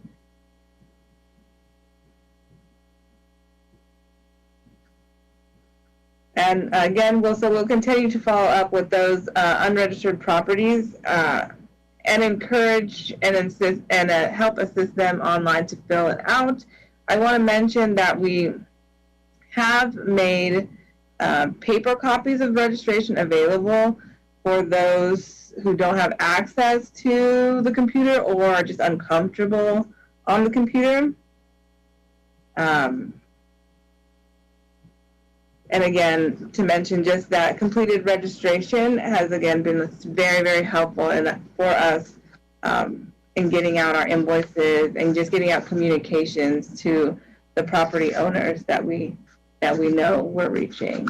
And we also are able to send out email blasts through the system, so we can communicate very targeted to specific property owners and property managers, which is very nice. So the fiscal impact with the rental housing fee is a reduced funding of our CSFRA program, but we do anticipate that the total revenues will be sufficient to fund all of our expenditures for the current fiscal year. But again, it is imperative that all properties do comply with the annual rental housing fee in order for the CSFRA program to remain effective and efficient. And with the property, anticipating that it will have any effect on the budget, but we do anticipate workload will increase or stay high for staff and will be less effective if we do not have a complete and robust property registration. And that is the end of the presentation. Do you have any questions about that? Do we have any question from the committee members, staff?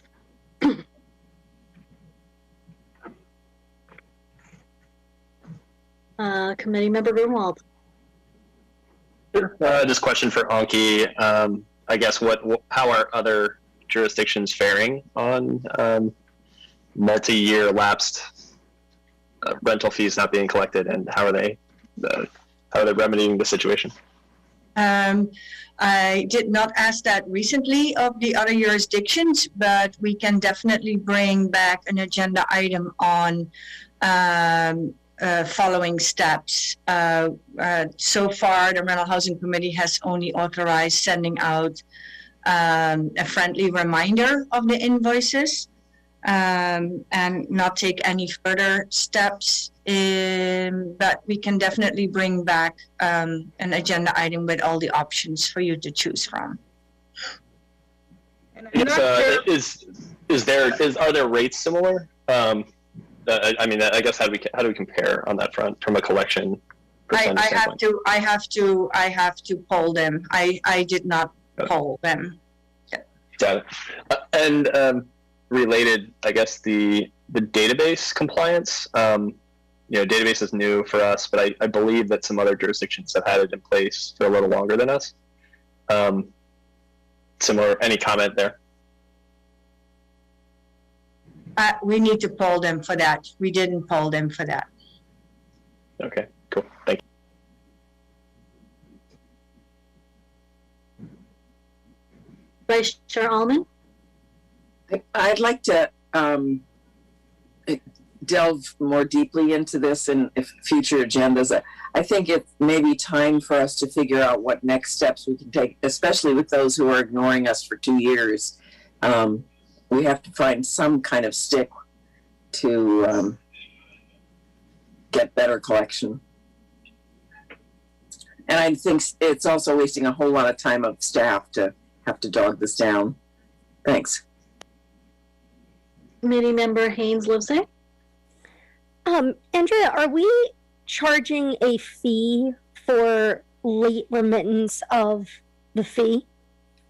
Are we charging a penalty for late remittance of the fee currently?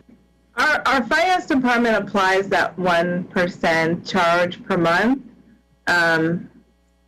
However, we do not charge that if we're assuming that we have bad contact information for the person, but we're definitely adding on that 1% per month to, the rest of the invoices. And especially those who have paid some invoices and not other invoices, and it's just obvious at the time that we do have correct contact information. However, they're just still delinquent on the invoice. But they don't have to come to you and say, "Hey, this went to the totally wrong property management company that I haven't used in 3 years." You proactively go, "Hey, I had to update the database again since it didn't speak to one another last time. We're going to waive that 1% fee." Right.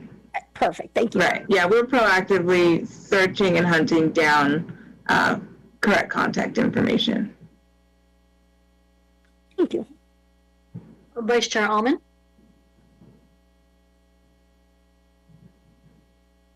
Sorry, that was an old hand raised. Oh, okay. Committee member Rosas?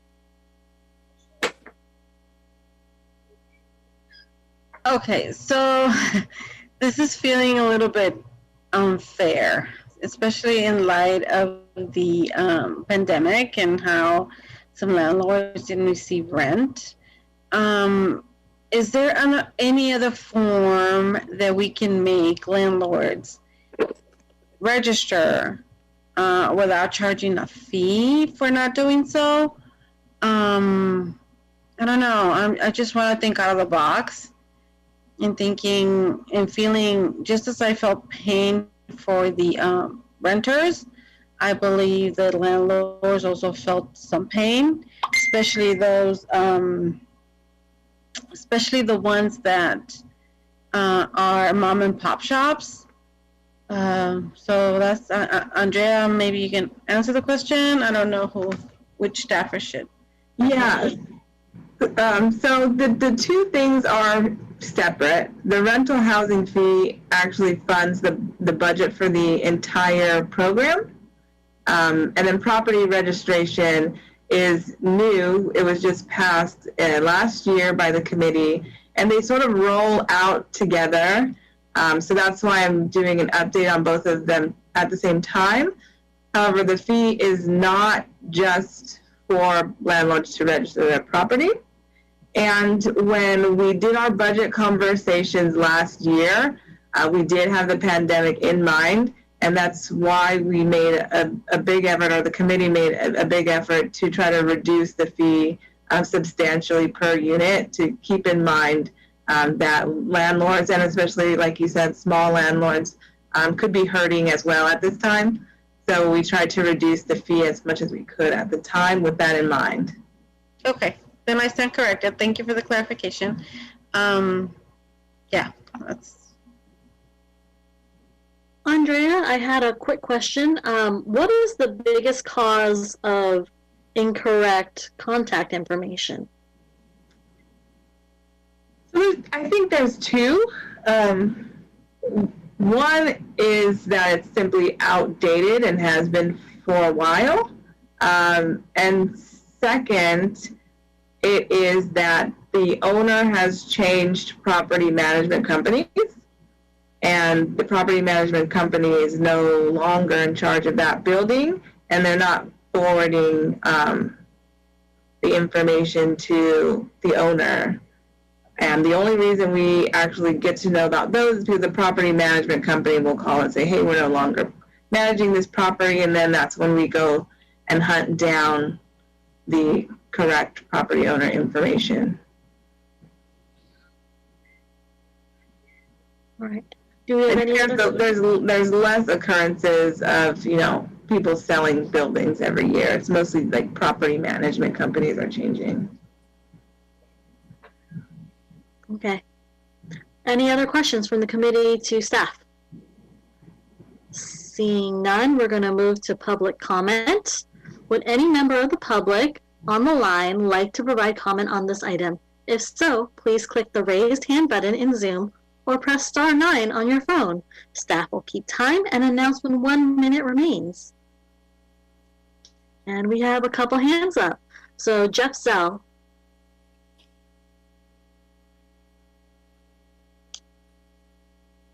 You will have 3 minutes.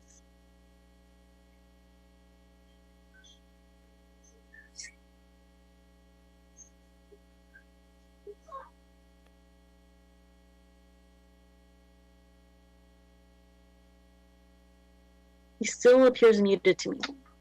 Sorry about that. I ran out of. No problem. Go ahead. You have 3 minutes. All right. I'll try to get all this in. Where are my notes at again?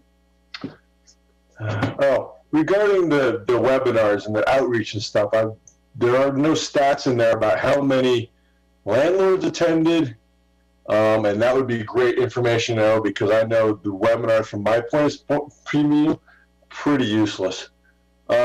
What is defined as successful? I heard you said they were successful. How do you define that success? Did not see that in there.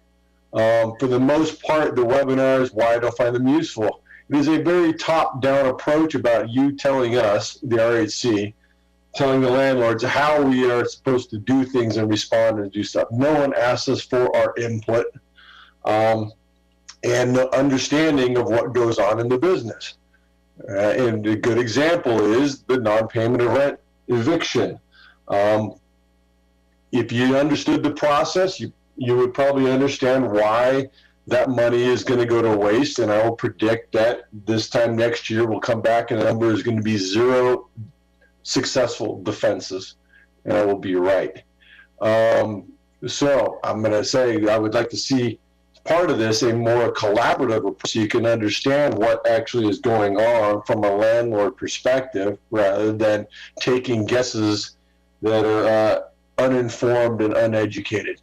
And then the last thing, I think there was also something in the CSFRA about a 5% vacancy target, and maybe I missed that somewhere, but then if you hit 5% vacancy rate, a lot of these things, programs are supposed to stop. So I'm curious to where that is at. Those are all my comments for now. Thanks.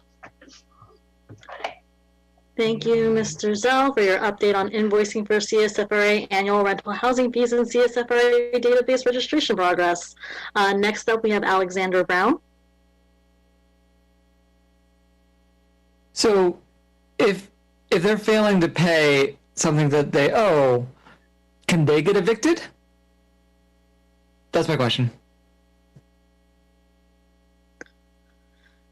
Thank you for your comment, Alexander Brown. We'll bring it back. I see no other members of the public wishing to speak, so I will bring it back for the committee to deliberate and provide feedback. Any feedback?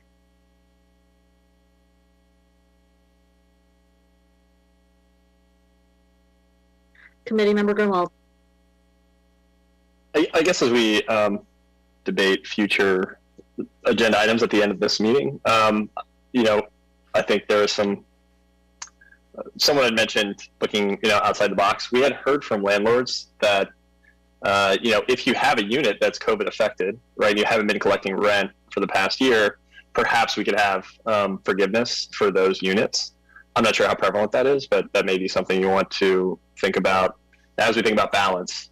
It does seem like if we are putting monies toward a program for tenant defense, that the landlords who haven't been able to collect on those may be able to skip the fee, or we may be able to relieve them of the fee. But again, I'm not sure how prevalent it is. But just an idea that's been presented by that we've heard from other landlords. Thank you, Committee Member Grunwald. Do we have any other comments?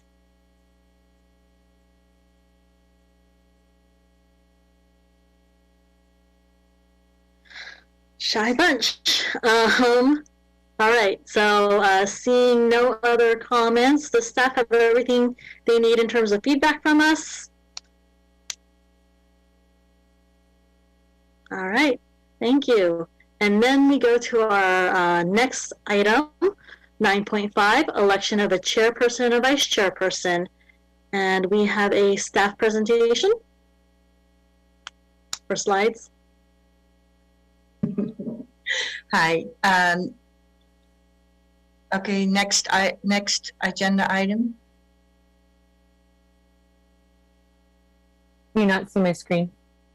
It says 9.5, update on invoicing for CSFRA annual rental housing fees. And did you grab the latest PowerPoint presentation? I did. I will resend it again and find out what's going on.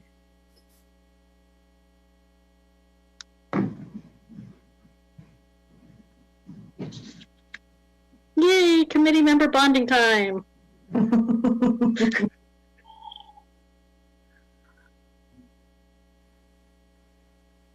So I can do it without slides. So every year, the Rental Housing Committee deliberates and nominates and elects one member of the Rental Housing Committee as a chair and one as a vice chair. And these terms are for 1 year, and they run from May 1st till the end of April of the next year. So for this year, we're looking for a chair and a vice chair, starting on May 1 and ending on April 30 in 2022. The memo gives an overview of the powers and duties. I will not go over them all. You may see that in the notice, but one of them is to preside at all meetings of the committee, sign the written resolutions, and any other duty that may be required in the CSFRA. And then the vice chair's powers and duties are mostly for when the chair is being disposed, and which may or may not be required by state law or other laws. We haven't had any such situation happening in front of us in the past 4 or 5 years.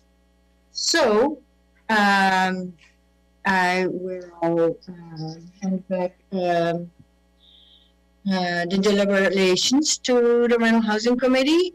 In the past years, we have rotated on an whereby the vice chair becomes the chair, and we vote for a new vice chair based on the year they were coming into the Rental Housing Committee. But that is just something that was customary in the past. So I will hand it back over to you, Emily. Thank you so much, Anki. Do we have any committee member questions before we go to public comment?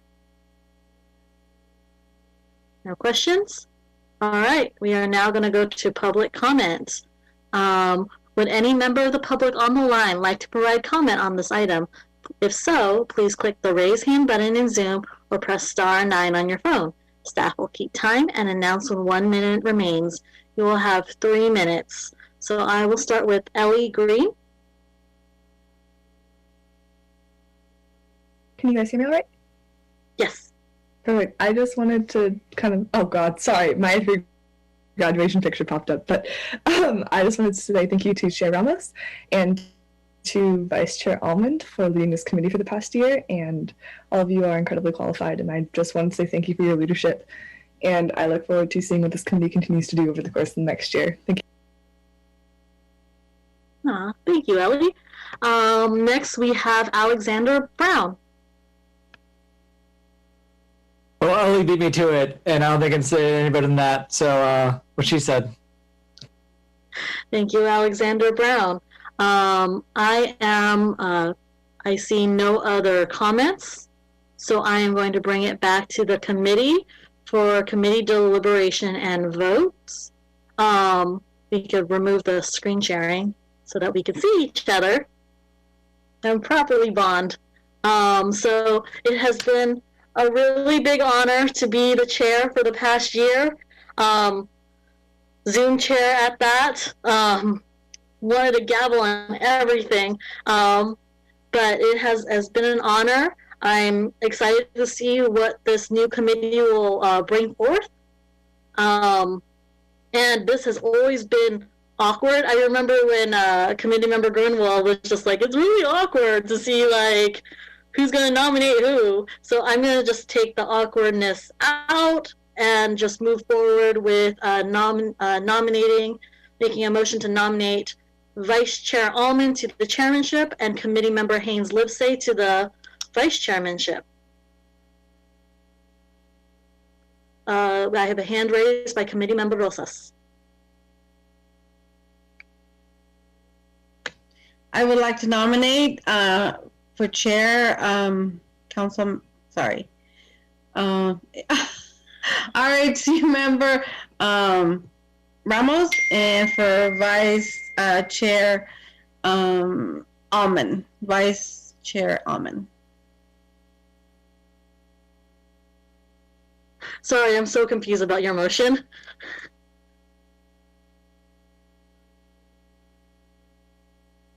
I'm sorry, I'm playing with my mic here. What do you mean you're confused? Explain. I made a motion, and you made a different motion. Is my understanding? Oops. Okay, sorry for the protocols. I guess I misunderstood what we were doing. I will go ahead and withdraw my motion because I think it's out of line. I mean, out of protocol, and then I will continue with the process. So I made a motion on the floor. Does anyone want to second it? I just wanted to clarify for committee member Rosa's information. Emily is just completing her term as chair, and I think therefore is ineligible to run for a second term, much as I would love her to.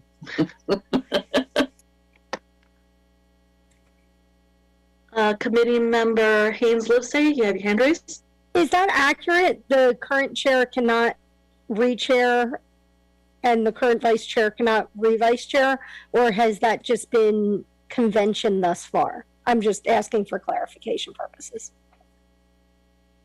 That is convention. That is not in your rules of conduct, chapter 3. There isn't a term limit on chair and vice chair. Very good. Thank you. Thank you. I thought that's what I read. So there is a motion on the floor. Do we have a second? If it does not get a second, it will die on the floor, and then we can entertain another motion. I'll second it. All right, we have committee member Pardo Dizella seconding it.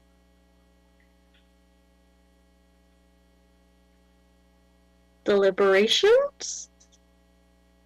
You know, you could always vote down a motion from someone, but like that. So I made the motion because I do believe in passing the baton on. I do believe that I think Vice Chair Allman and Committee Member Haynes Livesay will do a wonderful job as Chair and Vice Chair duos. I'm excited to see what they have, and it's so important to share leadership when the opportunity arises as well. I'm sad I was a Zoom chair. It looks like Committee Vice Chair Allman will be a Zoom chair, at least in the near form. Hopefully one day you will be a real chair with a gavel and everything. You're a real chair right now. Don't worry about it.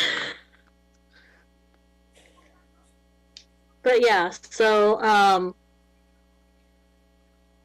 with that, and Patricia found our slides. Yay!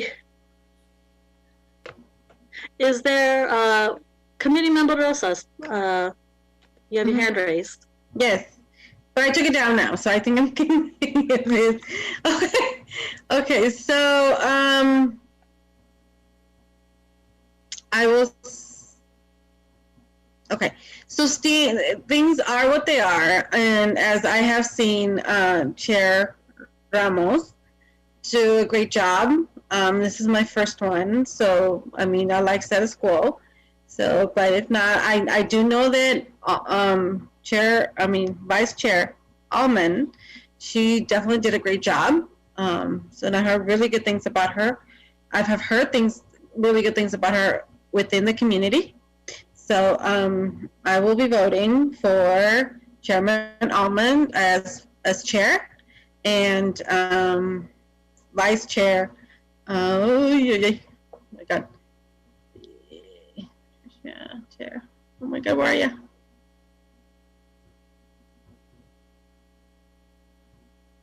I'm sorry, I'm trying to get the names, and I forgot. Were you referring to Committee Member Haynes Livesay? Thank you. So, so there's my votes. I also go by that one over there. I'm sorry, that's not what I wanted to do. But me being my first first meeting, I will ask for a little bit of patience. There you go. All right, thank you, Committee Member Rosas. All right, do we have any other deliberations? We have a motion on the floor. Oh, Committee Member Haynes Livesay.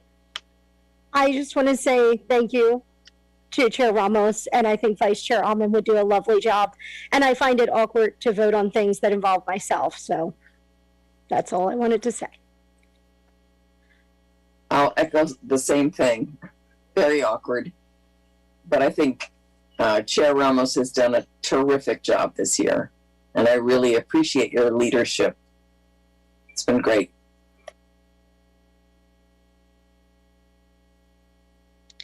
All right. So with no other hands raised, I'm going to bring it to Andrea for a roll call vote. Okay, we'll start with Committee Member Porto Dizella. Aye. Committee Member Haynes Livesay. Aye. Committee Member Rosas. Aye. Vice Chair Almond. Aye. Chair Ramos. Aye. Motion passes unanimously, 5 votes to 0. Congratulations, Chairwoman Almond. Thank you so much. It'll be hard to follow in your footsteps. Does she lead the meeting now? No, she takes office at the next meeting. Right. Okay. Congratulations, future Chairman Ullman, and congratulations, Vice Chair Lynn Hinsey.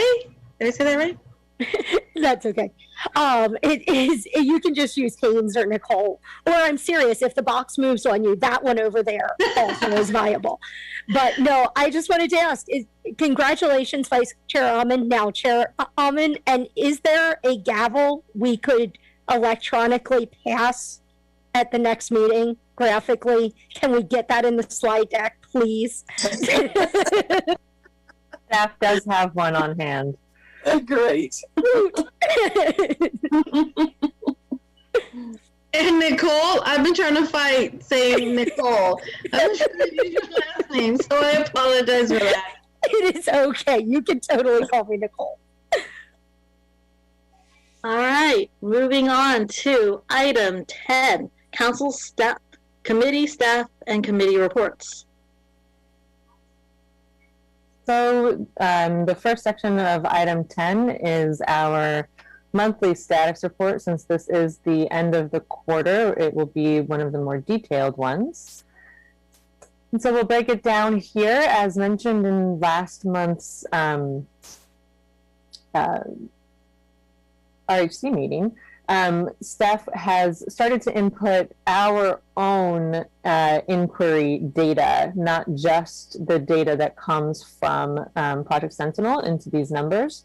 So that's why there is a jump here, and you'll see that we have provided a lot of support for property owners, and that other bucket is a little higher as well, with 903 public inquiries. So this is basically, what this is telling you is the initial touch point. So it's not how many times we go back and forth and communicate with each case. This is the number of cases that we have so far this year. So we have 903.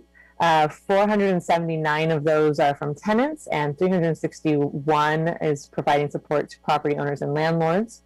And through the helpline, we've supported 130 cases with Spanish as a primary language, which is 20% of all of the inquiries through the helpline. You can see this further broken down in our charts here. We've broken this down into also having data from the helpline and from our now data that is COVID related. So basically what this is saying is, of all of these public inquiry topics, we received this many that are also related to COVID. So these numbers are inclusive, not separate of each other. For workshops and outreach, we've done quite a bit of workshops and quite a bit of outreach this year. Obviously, all of it, all of the workshops and office hours are virtual. However, we have partnered with some of our community organizations to get information to people live and in person while we are unable to provide it. We've held 23 workshops for 177 attendees, including quite a few for our property owners. And during our annual update of this, we will show you the breakdown of those numbers. A lot of the workshops are interactive right now, especially specifically for property owners and landlords related to the registration. So once people go through those workshops, they are typically leaving registered, or at least partially registered with us, to be able to follow up with them. We have virtual office hours, as mentioned, every Friday now, and those provide support for 2 hours a day and also 2 hours every Friday. And people can obviously also just schedule a Zoom meeting with us at any time, just like they would be able to come into our offices if we were open. And we've had 34 community members join us either for our virtual office hours or for that one-on-one support that's provided outside of those hours. We've sent off 5 mailings so far. We've sent 26 email updates, and we've had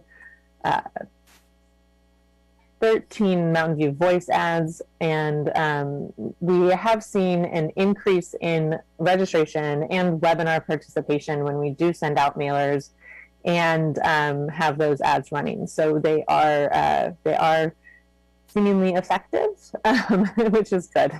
And we did send out, I believe we mentioned this last month, we sent out a landlord-specific newsletter that had information about the eviction moratorium, rent relief through the state, all of our webinars, all of the major changes that have gone through the RHC or greatly impact property owners. And we also included the actual temporary rent adjustment.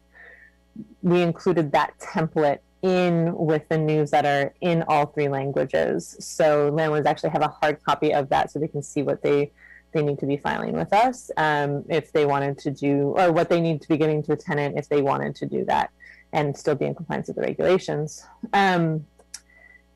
We have had, through the mediation program and the rental housing helpline, 93 mediations and conciliations, with 79 of those actually being fully resolved.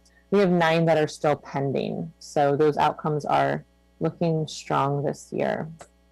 And again, the mediation program is one of those wraparound services that will be part of the new eviction defense, prevention and defense program that you approved this evening. It's obviously something that has been here for a long time, and actually for the Mountain View community, it's been here for about 45 years, over 45 years. So it has a long-standing history in the community, and it provides services for both landlords and tenants, as well as anyone else in the community. But we're very lucky that we have this great service here, and it's provided in any language you can think of, and definitely and always in Spanish and English if needed.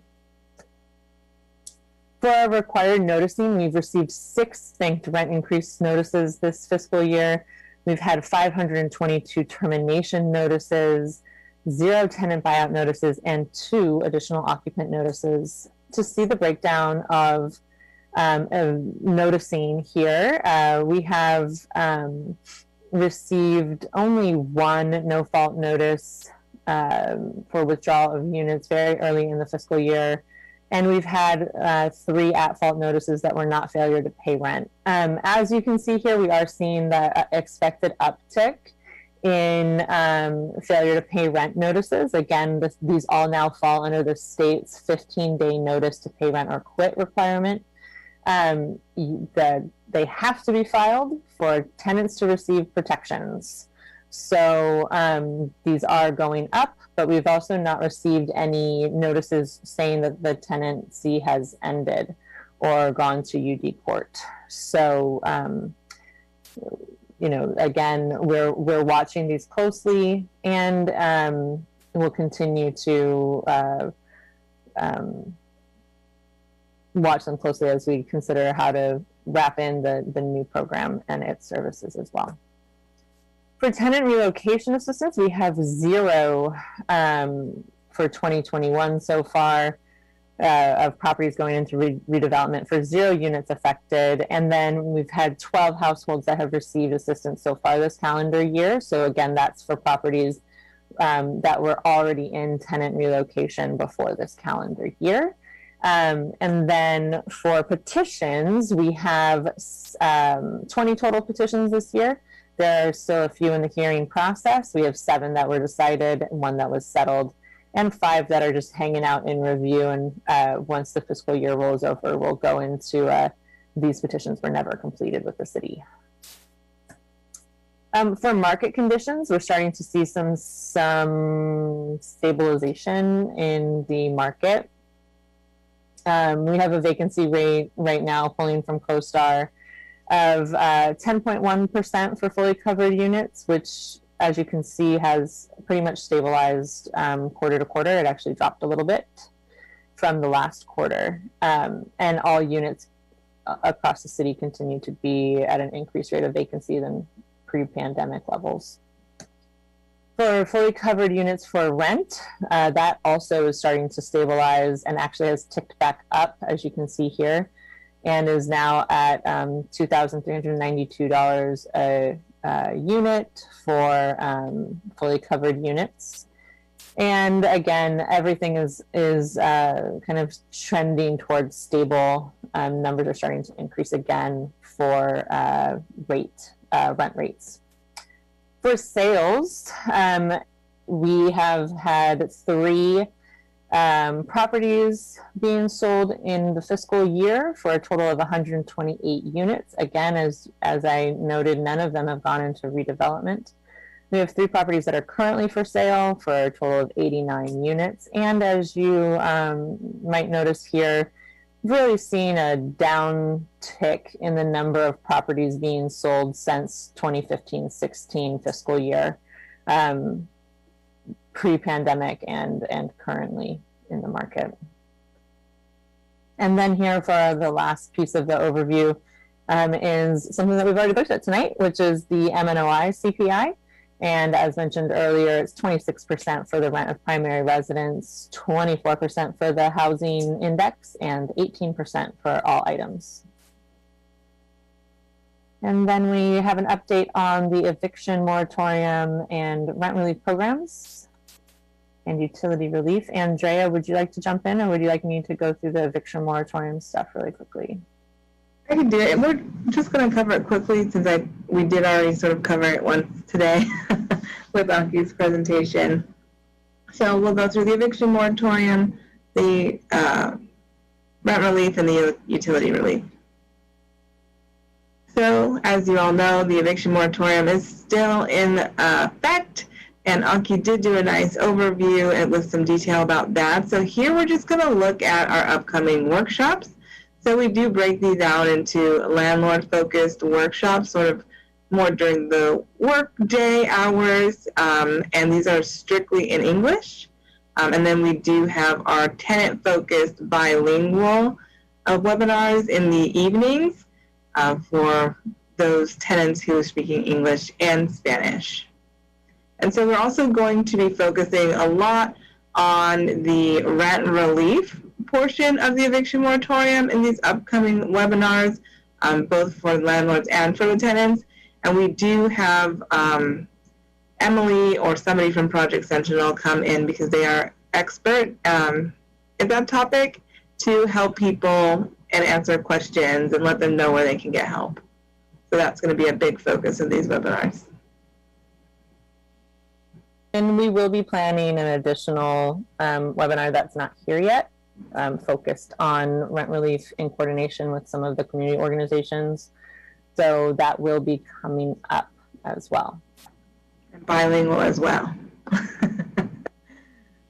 All right, so this is the California COVID-19 rent relief program. So again, this is helping those who are affected financially by COVID-19, and this one can be applied for by both tenants and landlords.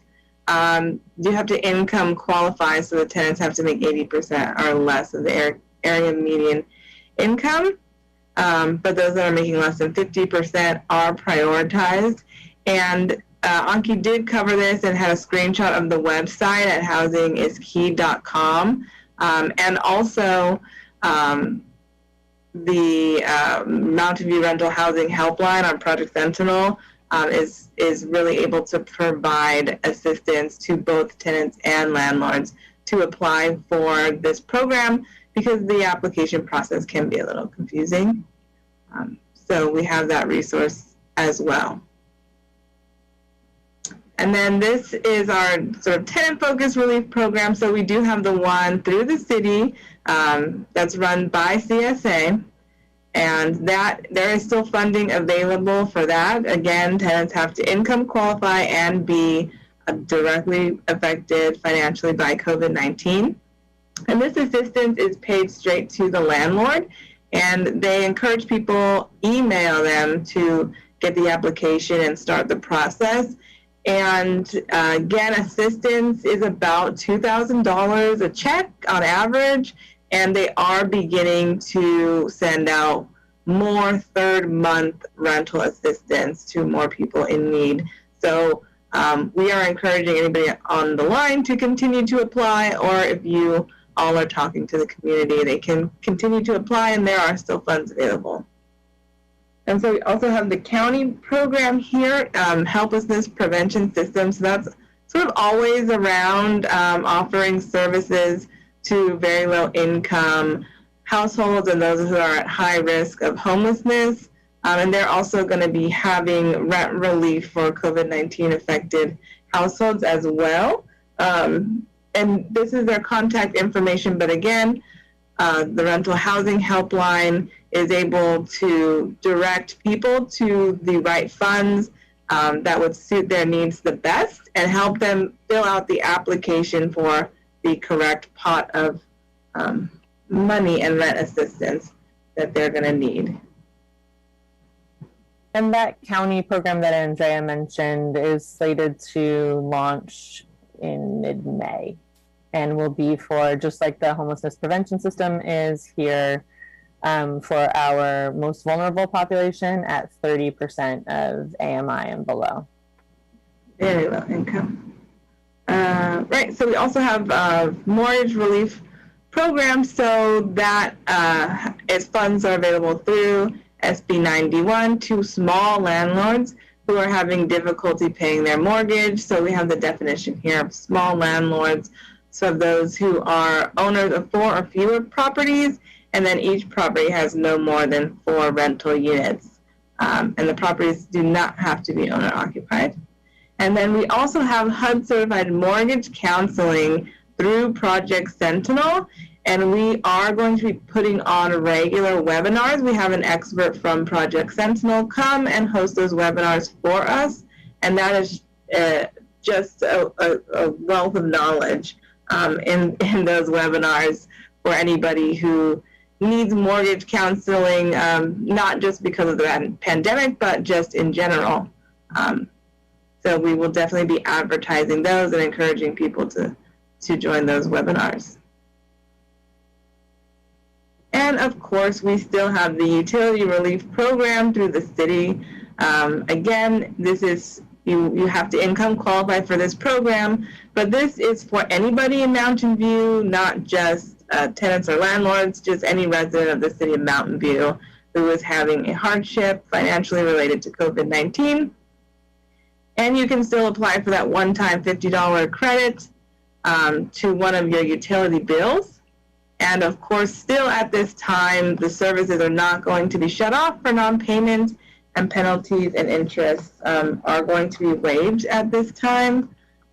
So you can just contact revenue staff at mountainview.gov or give us a call if you're interested in that program.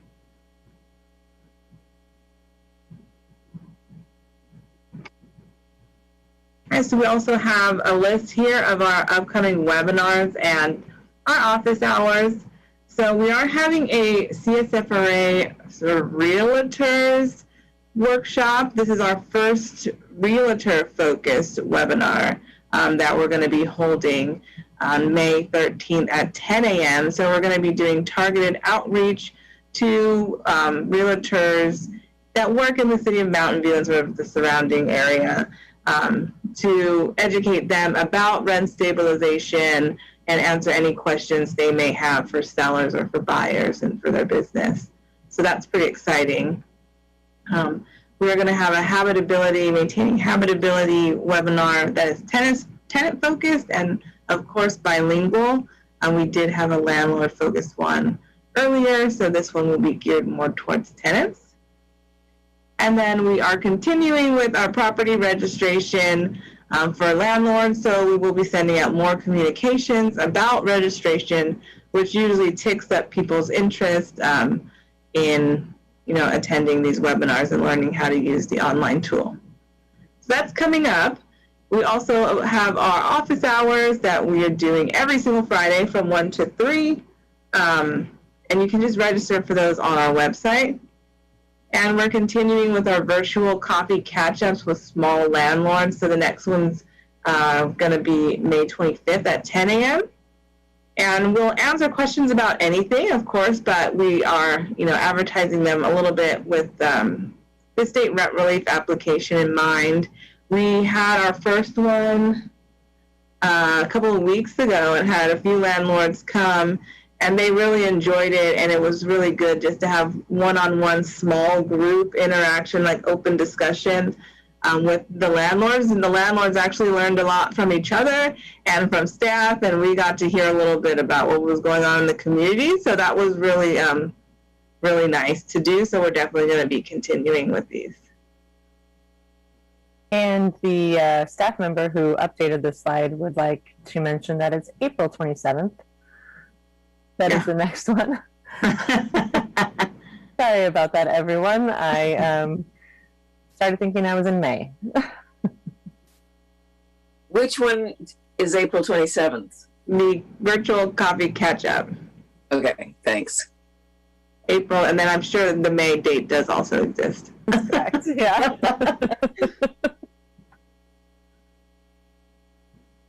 Perfect. And we'll just leave our contact information up on the screen for anybody who needs it. Any questions about those things?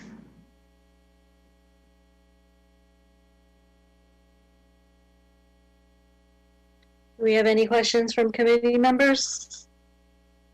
Any of the items? Any reports from committee members? Any of the items?